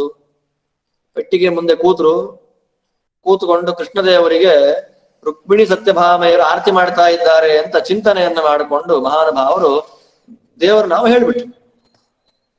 ಇವರೇ ಏನ್ ಮಾಡ್ತಾರೆ? ರುಕ್ಮಿಣಿ ಸತ್ಯಭಾಮಾ ದೇವಿಯರು ಗೋಪಾಲಕೃಷ್ಣ ದೇವರಿಗೆ ಆರತಿಯನ್ನು ಮಾಡ್ತಾ ಇದ್ದಾರೆ ಅಂತ ಹೆಣ್ಮಕ್ಳು ಇಲ್ವಲ್ಲ, ಅನುಸಂಧಾನ ಮಾಡಿ ಒಂದು ಕೃತಿ ರಚನೆಯನ್ನು ಮಾಡಿಬಿಟ್ರು. ಮಾಡಿ ನಮಸ್ಕಾರ ಮಾಡಿ ಹೊರಗೆ ಬಂದು ನೋಡ್ತಾರೆ, ಕೆಂಪು ನೀರು ಚೆಲ್ಲಿದೆ ಮಠದ ಬಾಗಿಲಲ್ಲಿ. ಆಶ್ಚರ್ಯ ಆಯ್ತು. ಯಾರು ಬಂದಿದ್ದು? ಕೆಂಪು ನೀರು ಚೆಲ್ಲಿದ್ ಯಾರು? ಯಾರಿಲ್ಲ. ಸತ್ಯಭಾಮಾ ರುಕ್ಮಿಣಿಯರೇ ಸಾಕ್ಷಾತ್ತಾಗಿ ಬಂದು ಮಂಗಳಾರತಿ ದೇವರಿಗೆ ಆರತಿಯನ್ನ ಮಾಡಿ ಹೋಗಿದ್ದಾರೆ. ಇಂತಹ ಘಟನೆಗಳು ಬೇಕಾದಷ್ಟಿದೆ, ಬೇಕಾದಷ್ಟು ಘಟನೆಗಳು. ತಾವೇ ಸ್ವತಃ ತೋಟವನ್ನ ಬೆಳೆಸಿ ಅದರಿಂದ ಹೂವನ್ನ ಕಿತ್ತಿಸಿ ಕಟ್ಟಿಸಿ ದೇವರಿಗೆ ಹಾಕಬೇಕು. ಹೂ ಬೇಕೇ ಪರಿಮಳದ ಅನ್ನುವ ಹಾಡಲ್ಲಿ ಅವರ ಅದ್ಭುತವಾಗಿರ್ತಕ್ಕಂತಹ ಪೂಜೆಯಲ್ಲಿದ್ದಂತ ಆಸಕ್ತಿ ಕಾಣ್ತಾ ಇದೆ. ಒಂದು ಭಾವಚಿತ್ರ ಇದೆ ವಸಂತೀರ್ಥರದ್ದು. ಹೂವನ್ನ ದೇವರಿಗೆ ಭಕ್ತಿಯಿಂದ ಹಾಕ್ತಾ ಇರುವಂತ ಪುಷ್ಪವೃಷ್ಟಿ, ಪುಷ್ಪಾಭಿಷೇಕ ಅಂತ ನಾವೇನ್ ಕರಿತೇವೆ, ಆ ಪುಷ್ಪಾಭಿಷೇಕವನ್ನ ಮಾಡ್ತಾ ಇರ್ತಕ್ಕಂತಹ ಒಂದ್ ಚಿತ್ರ ಇದೆ. ನೋಡ್ಲಿಕ್ಕೆ ಕಣ್ಣಲ್ಲಿ ನೀರು ಬರುತ್ತೆ. ಎಷ್ಟು ಅದ್ಭುತವಾಗಿರ್ತಕ್ಕಂತಹ ಅನುಸಂಧಾನ ಅವ್ರಿಗಿದ್ದಿರ್ಬೇಡ. ಅವರ ಪ್ರಾರ್ಥನೆಗೆ ಒಲಿದು ದೇವರು ಬರ್ತಾನೆ, ರೆಸ್ಪಾನ್ಸ್ ಮಾಡ್ತಾ ಇದ್ದಾನೆ ಅಂತಂದ್ರೆ ಸಾಮಾನ್ಯ ಮನುಷ್ಯರಂತೂ ಅಲ್ವಲ್ಲ, ಅಪರೋಕ್ಷ ಜ್ಞಾನಿಗಳಲ್ವೇ? ಆ ಕಾಲದ ಜನಗಳು, ಆ ಕಾಲ ಅಂದ್ರೆ 50-60 ವರ್ಷ ಅಷ್ಟೇ, ಜಾಸ್ತಿ ಇಲ್ವೇ ಅಲ್ಲ. 1940ರಿಂದ 1940 to 1969 ಅದು ಅವರ ಕಾಲ, ಪೀಠಾಧಿಪತ್ಯದ ಕಾಲ. 35 ಅಲ್ಲಿ ಸನ್ಯಾಸ ಆಗಿದ್ದವರಿಗೆ ಅಲ್ಲಿಂದ 40 69 ತನಕ ಅವರು ಪೀಠಾಧಿಪತಿಗಳಾಗಿದ್ದಂತಹ ಸಂದರ್ಭ. ಎಷ್ಟೋ ಘಟನೆಗಳಿವೆ. ಕಲ್ಯ ಅಂತ ಒಂದು ಗ್ರಾಮ, ಇವತ್ತಿಗೂ ಅಲ್ಲಿ ಹೇಳ್ತಾರೆ, ಕಲ್ಯ ಎಂಬತಕ್ಕಂತ ಗ್ರಾಮಕ್ಕೆ ನಾನು 25 ದಿವಸ ಇರ್ತೀನಿ ಬಂದು ಅಂತ ಹೇಳಿಬಿಟ್ರು ಗುರುಗಳು. ಅಲ್ಲಿನ ಜನಗಳಿಗೆ ಬರಗಾಲ ಏನಿಲ್ಲ. ಅವ್ರು ಹೇಳ್ತಾರೆ, ಸ್ವಾಮಿಗಳಿಗೆ ಹೇಳಲಿಕ್ಕಿಲ್ಲ. ನಮ್ಮಟ ಸ್ವಾಮಿಗಳು ನಿಮ್ ಊರಿಗೆ ಬರ್ತೀವಿ ಅಂದಾಗ ಬೇಡ ಅಂತ ಹೇಳಕ್ಕಾಗತ್ತಾ? ಎಲ್ಲ ತೀರ್ಮಾನ ಮಾಡೋದ್ರಂತೆ. ಸರಿ, ಸ್ವಾಮಿಗಳು ಬರ್ತಾರೆ, ಬರ್ಲಿ, ಊರೆಲ್ಲ ಮೆರವಣಿಗೆ ಮಾಡಿಸ್ಕೊಡೋಣ. ಆಗ ಊರಿನ ಸ್ಥಿತಿ ಎಲ್ಲ ಗೊತ್ತಾಗ್ಬಿಡತ್ತ ಅವ್ರಿಗೆ. ಸ್ಥಿತಿ ಎಲ್ಲ ಗೊತ್ತಾದ ಮೇಲೆ ಪಾಪ ಅವರೇ ಒಂದ್ ದಿವಸ ಪೂಜೆ ಮಾಡಿ ಹೊರಟು ಹೋಗ್ತಾರೆ ಅಂತ. ಬರಬೇಡಿ ಅಂತ ಹೇಳೋದು ಹೆಂಗೆ ಅಂತ ಅವರಿಗೆಲ್ಲ. ಸರಿ, ಸ್ವಾಮಿಗಳು ಊರೆಲ್ಲ ಮೆರವಣಿಗೆ ಆಯ್ತು, ಪರಿಸ್ಥಿತಿ ಅವಲೋಕನ ಆಯ್ತು. ಪಾಪ ಶಿಷ್ಯರಿಗೆ, ಮಠದ ಶಿಷ್ಯರು ಬರಬೇಡಿ ಅಂತ ಹೇಳಲಿಕ್ಕಿಲ್ಲ, ಆದ್ರೂ ಸ್ಥಿತಿಯನ್ನ ತೋರಿಸಿ ಸ್ವಾಮಿ ಕಷ್ಟ ಇದೆ ಅಂತ ಬೇಡ್ಕೊಳ್ತಾ ಇದ್ದಾರೆ ಅಂತ ಗೊತ್ತಾಯ್ತು. ಅದಕ್ಕೆ ಅವ್ರು ಏನ್ ಮಾಡ್ಬಿಟ್ರು, ಮಾರನೇ ದಿವಸವೇ ದೇವರ ಪೂಜೆ ಮಾಡ್ತಾರೆ. ದೇವರ ಪೂಜೆಯನ್ನ ಮಾಡಿ ಅವರು ದೇವರ ಪಟ್ಟಿಗೆ ಎಲ್ಲ ತೆಗೆದು ಒಳ್ಳೆಯ ಜಾಗದಲ್ಲಿ ನಿಂತ್ಕೊಳ್ಬೇಕು ಅನ್ನೋ ಸಂದರ್ಭದಲ್ಲಿಯೇ ಒಂದು ಮಳೆ ಬಂದಿದೆ. ಅಂದು ತುಂಬಿದ ಕೆರೆ ಇವತ್ತಿನ ತನಕ ಗೊತ್ತಿಲ್ವಂತೆ. ಇವತ್ತಿಗೂ ಕೂಡ ಗ್ರಾಮ ಜನಗಳೇ ಹೇಳುವಂತ ಮಾತು, ಅವತ್ತು ತುಂಬಿದಂತ ಕೆರೆ ಇವತ್ತಿನ ತನಕ ಅದು ಬತ್ತಿಲ್ಲ. ತುಮಕೂರು ಕಡೆಗೆ ಸಂಚಾರಕ್ಕೆ ಅಂತ ಒಮ್ಮೆ ಅವರು ಬಂದಿದ್ದಾರೆ. ಸಂಚಾರಕ್ಕೆ ಅಂತ ಬಂದಾಗ ಅಲ್ಲೇ ಮಠದ ಶಿಷ್ಯರ ಮನೆ, ಅಲ್ಲಿ ನೋಡಿ ಇದ್ದಕ್ಕಿದ್ದ ಹಾಗೆ ಅಲ್ಲಿ ಪೂಜೆಗೆ ಬರ್ತೇನೆ ಅಂತ ಹೇಳಿದ್ರು. ಸರಿ, ಗುರುಗಳು ಬಂದಿದ್ದಾರೆ, ಬೆಳಗ್ಗೆ ಪೂಜೆಗೆ ಬನ್ನಿ ಅಂತ ಕರೆದ್ರು. ಸರಿ, ವ್ಯಾಸಮುಷ್ಟಿಗೆ ಅಭಿಷೇಕ ಮಾಡ್ಲಿಕ್ಕೆ ಸಾಲಿಗ್ರಾಮ, ರತ್ನಗರ್ಭ ಸಾಲಿಗ್ರಾಮ, ಅದು ಮತ್ಸ್ಯರೂಪಿ ಮತ್ಸ್ಯಗರ್ಭ ಸಾಲಿಗ್ರಾಮ, ಅದಕ್ಕೆ ಕ್ಷೀರಾಭಿಷೇಕ ಮಾಡ್ಲಿಕ್ಕೆ ಹಾಲು ಬೇಕು, ಹಾಲು ತನ್ನಿ ಅಂತ ಹೇಳ್ತಾರೆ. ಅವಾಗ ಹೇಳ್ತಾರೆ, ಸ್ವಾಮಿ ಎಲ್ಲ ವ್ಯವಸ್ಥೆ ಮಾಡ್ತೇವೆ, ಹಾಲಿಲ್ಲ. ಯಾಕೆ ಅಂತಂದ್ರೆ ಇರೋ ಒಂದು ಹಸು ಮನೆಯಲ್ಲಿ ಕಟ್ಟಿದ್ದೇವೆ, ನಾಟಿ ಹಸು. ಒಂದು ಸಲ ಅದು ಹಾಲು ಕರೆದ್ರೆ ಸಾಯಂಕಾಲ ತನಕ ಮತ್ತೆ ಕರೆಯಲ್ಲ.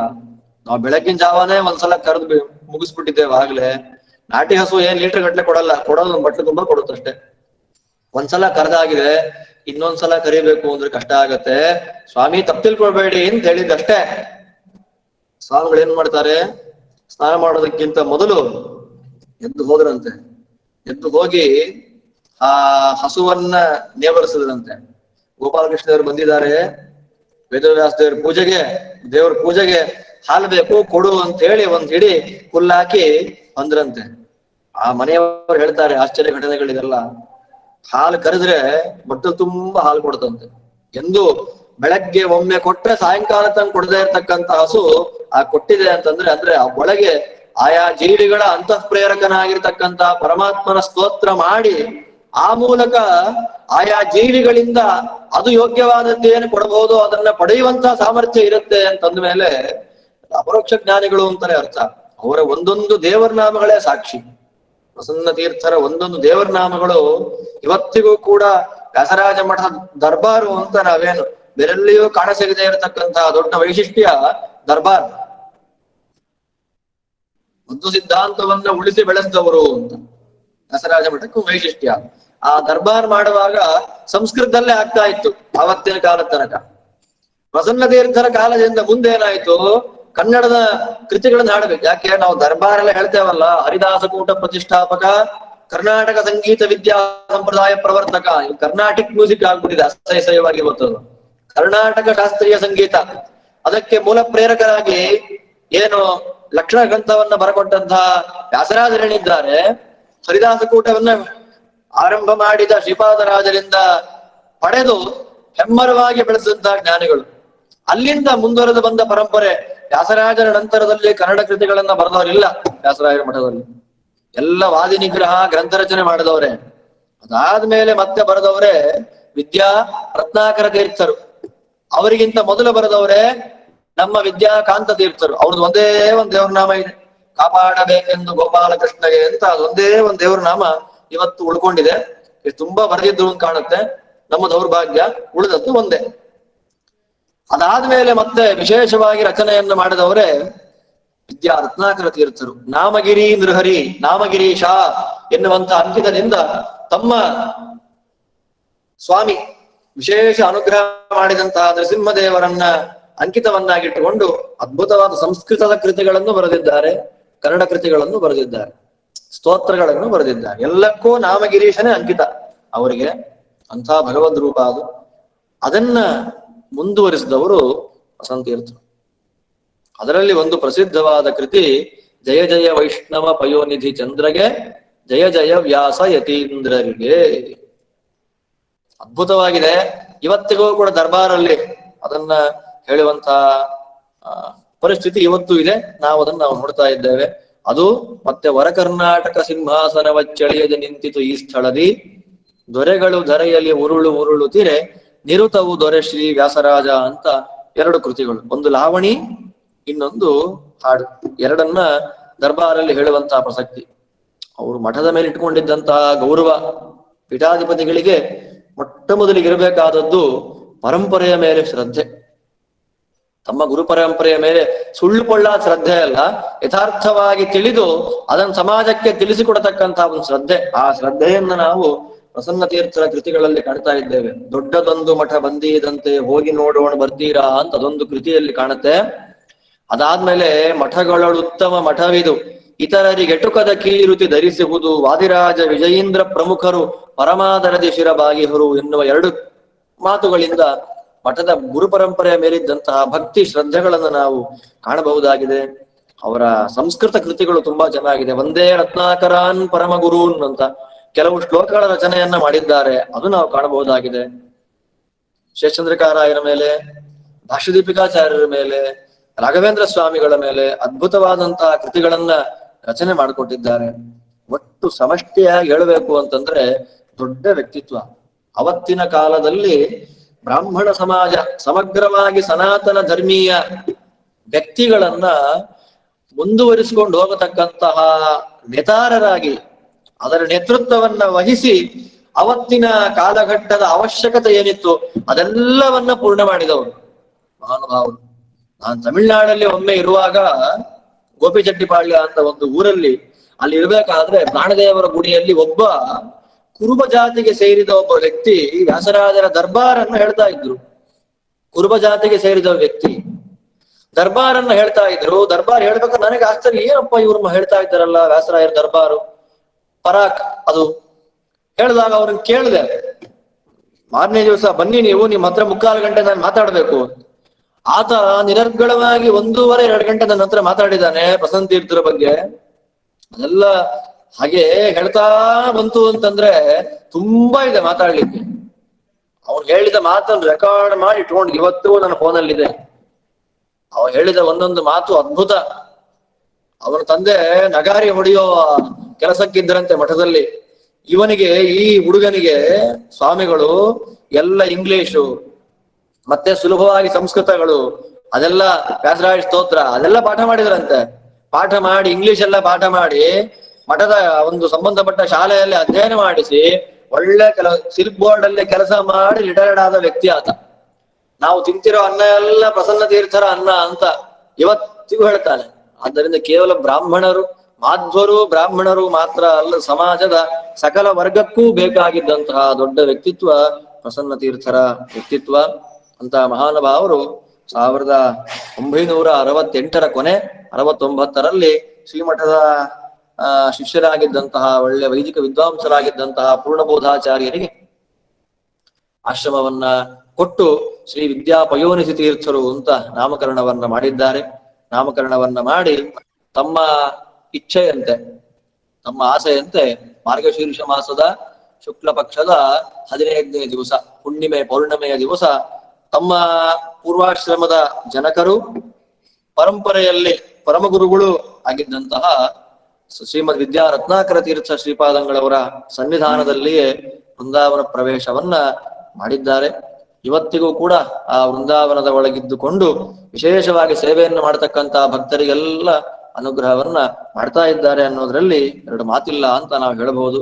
ಅವರೇ ಹೇಳಿದ ಹಾಗೆ ಶೇಷಚಂದ್ರಿಕಾರಾಯರ ಬಗ್ಗೆ ಹೇಳ್ಬೇಕಾದ್ರೆ ಒಂದ್ ಮಾತು ಹೇಳ್ತಾರೆ, ಹಿರಿದು ನಿಮ್ಮಯ ವ್ಯಾಪ್ತಿ ಕಿರಿದು ಎಮ್ಮಯ ಶಕ್ತಿ ಪರಮ ಪ್ರಸನ್ನ ಶ್ರೀ ಗುರು ಸಾರ್ವಭೌಮ ಅಂತ ಶ್ರೀಚಂದ್ರಿಕಾಚಾರ್ಯರ ಬಗ್ಗೆ ಅವ್ರು ಹೇಳಿದ ಮಾತು. ವೇದಾಂತ ಸಾಮ್ರಾಜ್ಯ ರಾಜಾಧಿರಾಜ ಅನ್ನುವ ಕೃತಿಯಲ್ಲಿ ಅವ್ರು ಹೇಳ್ತಾರೆ, ಕಿರಿದು ನಿಮ್ಮಯ ವ್ಯಾಪ್ತಿ ಕಿರಿದು ಎಮ್ಮಯ ಶಕ್ತಿ. ಅದರಂತ ಅದೇ ಮಾತು ಪ್ರಸನ್ನ ತೀರ್ಥರ ವ್ಯಕ್ತಿತ್ವಕ್ಕೂ ಅನ್ವಯವಾಗತ್ತೆ. ಅವರ ವ್ಯಾಪ್ತಿ ತುಂಬಾ ದೊಡ್ಡದು. ಅದನ್ನ ಹೇಳುವಂತ ನಮ್ಮ ವ್ಯಾಪ್ತಿ ಇಷ್ಟೇ, ಕಿರಿದು ಎಮ್ಮಯ ಶಕ್ತಿ. ನಮ್ಮ ಶಕ್ತಿ ತುಂಬಾ ಚಿಕ್ಕದು, ಅವರ ವ್ಯಾಪ್ತಿ ತುಂಬಾ ದೊಡ್ಡದಾಗಿದೆ. ಭೌತಿಕವಾಗಿ ವೃಂದಾವನ ಪ್ರವೇಶ ಮಾಡಿದ್ರು ಕೂಡ ತಮ್ಮ ಕೃತಿಗಳಿಂದ, ವಿಶೇಷವಾಗಿರ್ತಕ್ಕಂತಹ ತಮ್ಮ ವ್ಯಕ್ತಿತ್ವದಿಂದ, ಅದು ಬೀರಿದ ಪ್ರಭಾವದಿಂದ, ಪರಿಣಾಮದಿಂದ ಇವತ್ತಿಗೂ ಕೂಡ ಎಲ್ಲ ಕಡೆಗಳಲ್ಲಿ ನಿಂತಿದ್ದವರಾಗಿ ಭಕ್ತರಿಗೆ ಪರಮಾನುಗ್ರಹವನ್ನು ಮಾಡ್ತಾ ಇದ್ದಾರೆ ಆ ಮಹಾನುಭಾವರು. ಅಂತಹ ಗುರುಗಳ ಉತ್ತರಾರಾಧನೆಯ ಪರ್ವಕಾಲ. ದೊಡ್ಡವರ ಬಗ್ಗೆ ಚಿಂತನೆಯನ್ನ ಮಾಡೋದು ಅಂತ ಹೇಳಿದರೆ ಎಲ್ಲ ಪಾಪಗಳು ಪರಿಹಾರ ಆಗುತ್ತೆ. ನಾನು ಮೊದಲೇ ಹೇಳಿದ ಹಾಗೆ ನಾವು ಕಂಡ ಅಂದ್ರೆ ನಾವು ಅಂದ್ರೆ ನಮ್ಮ ಈ 50-60 ವರ್ಷಗಳ ಈ ಸ್ಪ್ಯಾನ್ ಅಲ್ಲಿ ಬಂದು ಹೋದಂತಹ ದೊಡ್ಡ ಅಪರೋಕ್ಷ ಜ್ಞಾನಿಗಳು, ವಿದ್ಯಾ ಪ್ರಸನ್ನ ತೀರ್ಥರು, ದೇವರನ್ನ ಸಾಕ್ಷಾತ್ ಕಂಡವರು, ದೇವರ ಜೊತೆಯಲ್ಲಿ ವ್ಯವಹಾರವನ್ನ ಮಾಡಿದಂತಹ ಮಹಾನುಭಾವರು, ಅಂತಹ ಗುರುಪೀಠಕ್ಕೆ ಸಂಬಂಧಪಟ್ಟವರು ನಾವು ಅಂತ ಹೇಳ್ಕೊಳ್ಲಿಕ್ಕೆ ನಮಗೆಲ್ಲ ವಿಶೇಷವಾಗಿರ್ತಕ್ಕಂಥ ಹೆಮ್ಮೆ ಆಗ್ತಾ ಇದೆ. ಅಂತಹ ಮಹಾನುಭಾವರ ಆರಾಧನಾಂಗವಾಗಿ ನಮ್ಮ ಚಂದ್ರಿಕಾ ಗುರುಕುಲಗಳು ಅಂತ ಆರಂಭ ಮಾಡಿದ್ದೇ ಪ್ರಸನ್ನ ತೀರ್ಥರು. ಚಂದ್ರಿಕಾ ಗುರುಕುಲಗಳು ಅಂತ ಮೊದಲು ಆರಂಭ ಮಾಡಿದ್ದೇ ಪ್ರಸನ್ನ ತೀರ್ಥರ ಕಾಲದಲ್ಲಿ ಆರಂಭವಾದಂತಹ ಸಂಸ್ಥೆ ಅದು ಇವತ್ತು ವಿಶೇಷವಾಗಿ ಸತ್ಸಿದ್ಧಾಂತವನ್ನ ಪ್ರಚಾರ ಮಾಡ್ಲಿಕ್ಕೆ ಮತ್ತೆ ಈಗ ಆರಂಭ ಆಗಿದೆ ಅನ್ನೋದೇ ನಮಗೆಲ್ಲ, ನಾವು ಪ್ರಸನ್ನ ತೀರ್ಥರಿಗೆ ನಾವು ಸಲ್ಲಿಸಿದಂತಹ ದೊಡ್ಡ ಸೇವೆ ಇದೆ. ಆದ್ದರಿಂದ ನಮ್ಮ ಚಂದ್ರಿಕಾ ಗುರುಕುಲದ ವತಿಯಿಂದ ಈ ಎಲ್ಲ ಜಿಜ್ಞಾಸುಗಳಿಗೆ ಗುರುಗಳ ಆರಾಧನಾ ಪರ್ವಕಾಲದಲ್ಲಿ ಆ ಮಹಾನುಭಾವರ ಕುರಿತಾಗಿ ಒಂದೆರಡು ಮಾತುಗಳನ್ನು ಹೇಳುವಂತಹ ಒಂದು ಪ್ರಯತ್ನ ನಾವೇನ್ ಮಾಡಿದ್ದೇವೆ. ಈ ಪ್ರಯತ್ನದಿಂದ ಹರಿಗುರುಗಳು ಪ್ರೀತರಾಗಿ ಪ್ರಸನ್ನ ತೀರ್ಥರ ಮೂಲಕ ನಮ್ಮೆಲ್ಲರಿಗೂ ಪರಮಾನುಗ್ರಹವನ್ನ ಮಾಡ್ಲಿ ಎಂಬುದಾಗಿ ಮತ್ತೆ ಮತ್ತೆ ಪ್ರಾರ್ಥನೆಯನ್ನ ಮಾಡ್ತಾ, ನಮ್ಮ ಗುರುಕುಲ ಇದೇ ರೀತಿ ಅಭಿವೃದ್ಧಿಯನ್ನ ಹೊಂದಿ ಇನ್ನು ವಿಶೇಷವಾಗಿ ಮಧ್ವ ಸಿದ್ಧಾಂತದ ಮುನಿತ್ರಯರ ಸಿದ್ಧಾಂತದ ಈ ಪೀಠದ ಮಹತ್ವವನ್ನ ಜಗತ್ತಿಗೆ ಸಾರುವಂತೆ ಡಂಗೂರ ಹೊಡೆಯಲಿ ಎಂಬ ಆಶಯದೊಂದಿಗೆ ನನ್ನ ಈ 2 ವಾಕ್ಕುಸುಮಗಳನ್ನ ಅಸ್ಮದ್ ಗುರುವಂತರ್ಗತ ಭಾರತೀ ರಮಣ ಮುಖ್ಯ ಪ್ರಾಣ ಅಂತರ್ಗತ ಪರಮಾತ್ಮನಿಗೆ ಅರ್ಪಣೆ ಮಾಡ್ತಾ ಇದ್ದೇನೆ. ಶ್ರೀಕೃಷ್ಣಾರ್ಪಣಮಸ್ತು. ಇಲ್ಲಿಯವರೆಗೂ ಕೂಡ ನಮ್ಮ ಆಚಾರ್ಯರು ನಿಜವಾಗಿಯೂ ಕೂಡ ನಾವು ಕೇಳಬೇಕು ಅಂತಾದ್ರೆ ಅವ್ರ ಬಾಯಿಂದನೇ ಕೇಳಬೇಕು. ವ್ಯಾಸರಾಜ ಮಠದ ಕೀರ್ತಿ ಇರಬಹುದು, ವ್ಯಾಸರಾಜ ಮಠದ ಪರಂಪರೆಯ ಅದ್ಭುತವಾಗಿರುವಂತಹ ಒಂದು ಮಹಿಮೆಗಳಿರಬಹುದು. ಇವತ್ತು ಅಧಿಕೃತವಾಗಿ ಹೀಗೆ ಅಂತ ಒಂದು ಹೇಳಬಲ್ಲಂತಹ ಕೆಲವು ವಿದ್ವಾಂಸರಲ್ಲಿ ಅಗ್ರಗಣ್ಯರಾಗಿ ನಮ್ಮ ಮರುತಾಚಾರ್ಯರು ನಮ್ಮ ಜೊತೆಗಿದ್ದು ಈ ರೀತಿಯಲ್ಲಿ ಸಹಕರಿಸ್ತಾ ಇದ್ದಾರೆ. ಅವರು ಹೇಳಿದ ಹಾಗೆ ಇವತ್ತು ಚಂದ್ರಿಕಾ ಗುರುಕುಲ ಅಂತೇನಿದೆ, ಇದೆಲ್ಲವೂ ಕೂಡ ಹಿಂದಿನವರು ಮಾಡಿಟ್ಟದ್ದನ್ನ ನಾವು ಉಳಿಸ್ಕೊಂಡು ಹೋಗೋದ್ರಲ್ಲಿ ಹೈರಾಣ ಆಗ್ತಾ ಇದ್ದೇವೆ ಅಷ್ಟೇ ಹೊರತು ನಾವು ಹೊಸದಾಗಿ ಏನೂ ಆರಂಭ ಮಾಡ್ತಾ ಇರೋದಲ್ಲ. ಹಾಗಾಗಿ ಅಂತಹ ಅವರ ಶ್ರೀರಕ್ಷೆ ನಮಗಿದ್ದಷ್ಟು ಕಾಲ ಖಂಡಿತವಾಗಿಯೂ ಕೂಡ ನಾವು ಮುಂದುವರಿತೇವೆ. ಹೀಗಾಗಿ ಇಂತಹ ಅಮೋಘವಾಗಿರತಕ್ಕಂತಹ ಸಾಹಿತ್ಯ ಆಚಾರ್ಯರು ಒಪ್ಪಿಕೊಳ್ಳೋದು ಅಂತ ಆದ್ರೆ ಇವತ್ತಿನ ಒಂದು ಪ್ರೇರಣೆ ಗೊತ್ತಿಲ್ಲ. ಆ ಪ್ರಸನ್ನ ತೀರ್ಥರ ಸಾಹಿತ್ಯದ ವಿಶೇಷವಾದ ಅಧ್ಯಯನ ನಮ್ಮ ಚಂದ್ರಿಕಾ ಗುರುಕುಲದಲ್ಲಿ ನಡೆಸಬೇಕು ಅಂತ ಅನ್ನುವಂತ ಒಂದು ಹೆಬ್ಬಯಕೆ ಇದೆ. ಸಾಧ್ಯವಾದರೆ ಖಂಡಿತವಾಗಿಯೂ ಕೂಡ ಅದೊಂದು ಅಧ್ಯಯನದ ಜೊತೆಗೇನೆ ಈ ಒಂದು ಪ್ರಸನ್ನ ತೀರ್ಥರ ಕೃತಿಗಳ ಅಧ್ಯಯನವನ್ನು ಕೂಡ ಒಂದು ನಡೆಸುವಂತಹ ಆಚಾರ್ಯರೇ ನಿಂತು ನಡೆಸುವಂತಹ ಒಂದು ಸೌಭಾಗ್ಯ ನಮ್ಮ ಗುರುಕುಲಕ್ಕೆ ಒದಗಿ ಬರ್ಲಿ. ಅವರು ಬಹಳಷ್ಟು ಪುರುಸೊತ್ತಿಲ್ಲ ಆಚಾರ್ಯರಿಗೆ, ಎಲ್ಲರಿಗೂ ಕೂಡ ಮರುತಾಚಾರ್ಯ ಒಬ್ಬರೇ ಆಗಿರೋದು ಸಮಸ್ಯೆ. ಆದರೆ ಆ ಒಂದು ಅವರ ಎಲ್ಲ ತಮ್ಮ ಕಾಲವನ್ನ ಬಹಳಷ್ಟು ಜನರಿಗಾಗಿ, ಮಠಕ್ಕಾಗಿ ಅಂತಾನೆ ಹೇಳ್ಬೋದು ಅಷ್ಟೇ, ಮಠಕ್ಕಾಗಿ ವ್ಯಾಸರಾಜರ ಸೇವೆಗಾಗಿ ಮುಡಿಪಾಗಿರಿಸಿ ಬಹಳಷ್ಟು ಕಾರ್ಯಗಳಲ್ಲಿ ತೊಡಗಿಸಿಕೊಂಡಿರುವಂತಹ ಅದ್ಭುತ ವ್ಯಕ್ತಿತ್ವವನ್ನು ಹೊಂದಿದಂಥವರು ಅವರು. ಇವತ್ತು ಏನು ಪ್ರಸನ್ನ ತೀರ್ಥರ ಒಂದು ಚಿಂತನೆಗಳನ್ನ ನಮ್ಮ ಜೊತೆಗೆ ಹಂಚಿಕೊಂಡ್ರು. ನಿಜವಾಗಿಯೂ ಕೂಡ ಪ್ರತಿಯೊಬ್ಬರೂ ಕೂಡ ರೋಮಾಂಚಿತರಾಗುವಂತಹ ಅನೇಕ ಸಂಗತಿಗಳು, ಅದೇನು ಅವರಿಗೆ ಹೊಳಿತದೋ ಅಥವಾ ಅವರ ಅಧ್ಯಯನ ಎಷ್ಟು ಮಟ್ಟಿಗೆ ವಿಶಾಲವಾಗಿದೆ ಅಂತ ಅರ್ಥ ಆಗಲ್ಲ, ಅಷ್ಟರ ಮಟ್ಟಿಗೆ ಎಲ್ಲರಿಗೂ ಕೂಡ ಒಂದು ರೋಮಾಂಚನವಾಗುವಂತೆ ನಡೆಸಿಕೊಟ್ಟಿದ್ದಾರೆ. ಅವರಿಗೆ ಎಷ್ಟು ನಾವು ಧನ್ಯವಾದಗಳನ್ನು ಹೇಳಿದ್ರು ಕೂಡ ಸಾಲದು. ಅಂತಹ ಮರುತಾಚಾರ್ಯರಿಗೆ ನಮ್ಮ ಚಂದ್ರಿಕಾ ಗುರುಕುಲದ ಎಲ್ಲ ಸದಸ್ಯರುಗಳ ವತಿಯಿಂದಲೂ ಕೂಡ ವಿಶೇಷವಾದಂತಹ ಒಂದು ಧನ್ಯವಾದಗಳನ್ನು ಸಮರ್ಪಣೆ ಮಾಡ್ತಾ, ಆಗ್ಲೇ ಹೇಳಿದ ಹಾಗೆ ಸಾಧ್ಯವಾದಷ್ಟು ಕೂಡ ಅದಕ್ಕೆ ಏನು ಬೇಕು, ಪ್ರಸನ್ನ ತೀರ್ಥರ ಕೃತಿಗಳ ಅಧ್ಯಯನ ಆಗಬೇಕು, ವ್ಯಾಸರಾಜರ ಕೃತಿಗಳ ಅಧ್ಯಯನ ಆಗಬೇಕು. ಬಹಳಷ್ಟು ಜನ ಅಪೇಕ್ಷೆ ಪಡ್ತಾ ಇದ್ದಾರೆ. ಯಾಕಂದ್ರೆ ಇವತ್ತು ಸರಿಯಾಗಿ ವ್ಯಾಸರಾಜರ ಕೃತಿಗಳ ಒಂದು ಪುಸ್ತಕ ಸಿಗೋದೇ ಬಹಳ ಕಡಿಮೆ ಇದೆ. ಅಂಥದ್ರಲ್ಲಿ ಅವರ ಕೃತಿಗಳಲ್ಲಿ ಹುದುಗಿರತಕ್ಕಂತಹ ಒಂದು ವೇದಾಂತದ ಚಿಂತನೆಯನ್ನ ನಡೆಸುವಂತಹ ಒಂದು ಯೋಗವನ್ನ ಭಗವಂತ ಮತ್ತು ಗುರುಗಳ ಅನುಗ್ರಹ ಮಾಡ್ಲಿ. ಅದನ್ನ ನಮ್ಮ ಮರುತಾಚಾರ್ಯರ ನೇತೃತ್ವದಲ್ಲಿ ನಡೆಯುವಂತೆ ದೇವರು ನಮ್ಮೆಲ್ಲರನ್ನು ಕೂಡ ಮಾರ್ಗದರ್ಶನ ಮಾಡಲಿ ಅಂತ ಪ್ರಾರ್ಥನೆ ಮಾಡ್ತಾ, ಈ ಸಕಾಲದಲ್ಲಿ ಗುರುಗಳು ಗುರುಗಳ ಬಗ್ಗೆ ಆಚಾರ್ಯರೇ ನಡೆಸಿಕೊಟ್ಟಿದ್ದಾರೆ.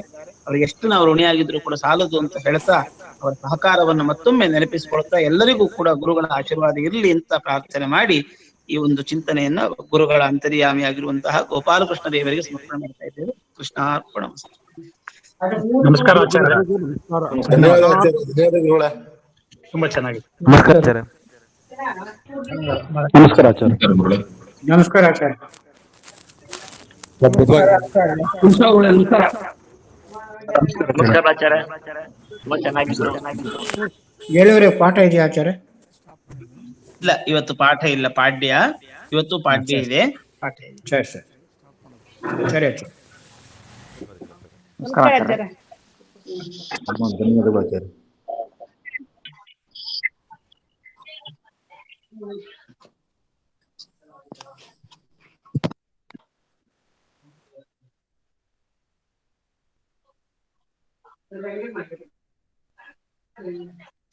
ಹೌದಾ? ಸರಿ. ಏನಾದ್ರು ಒಂದು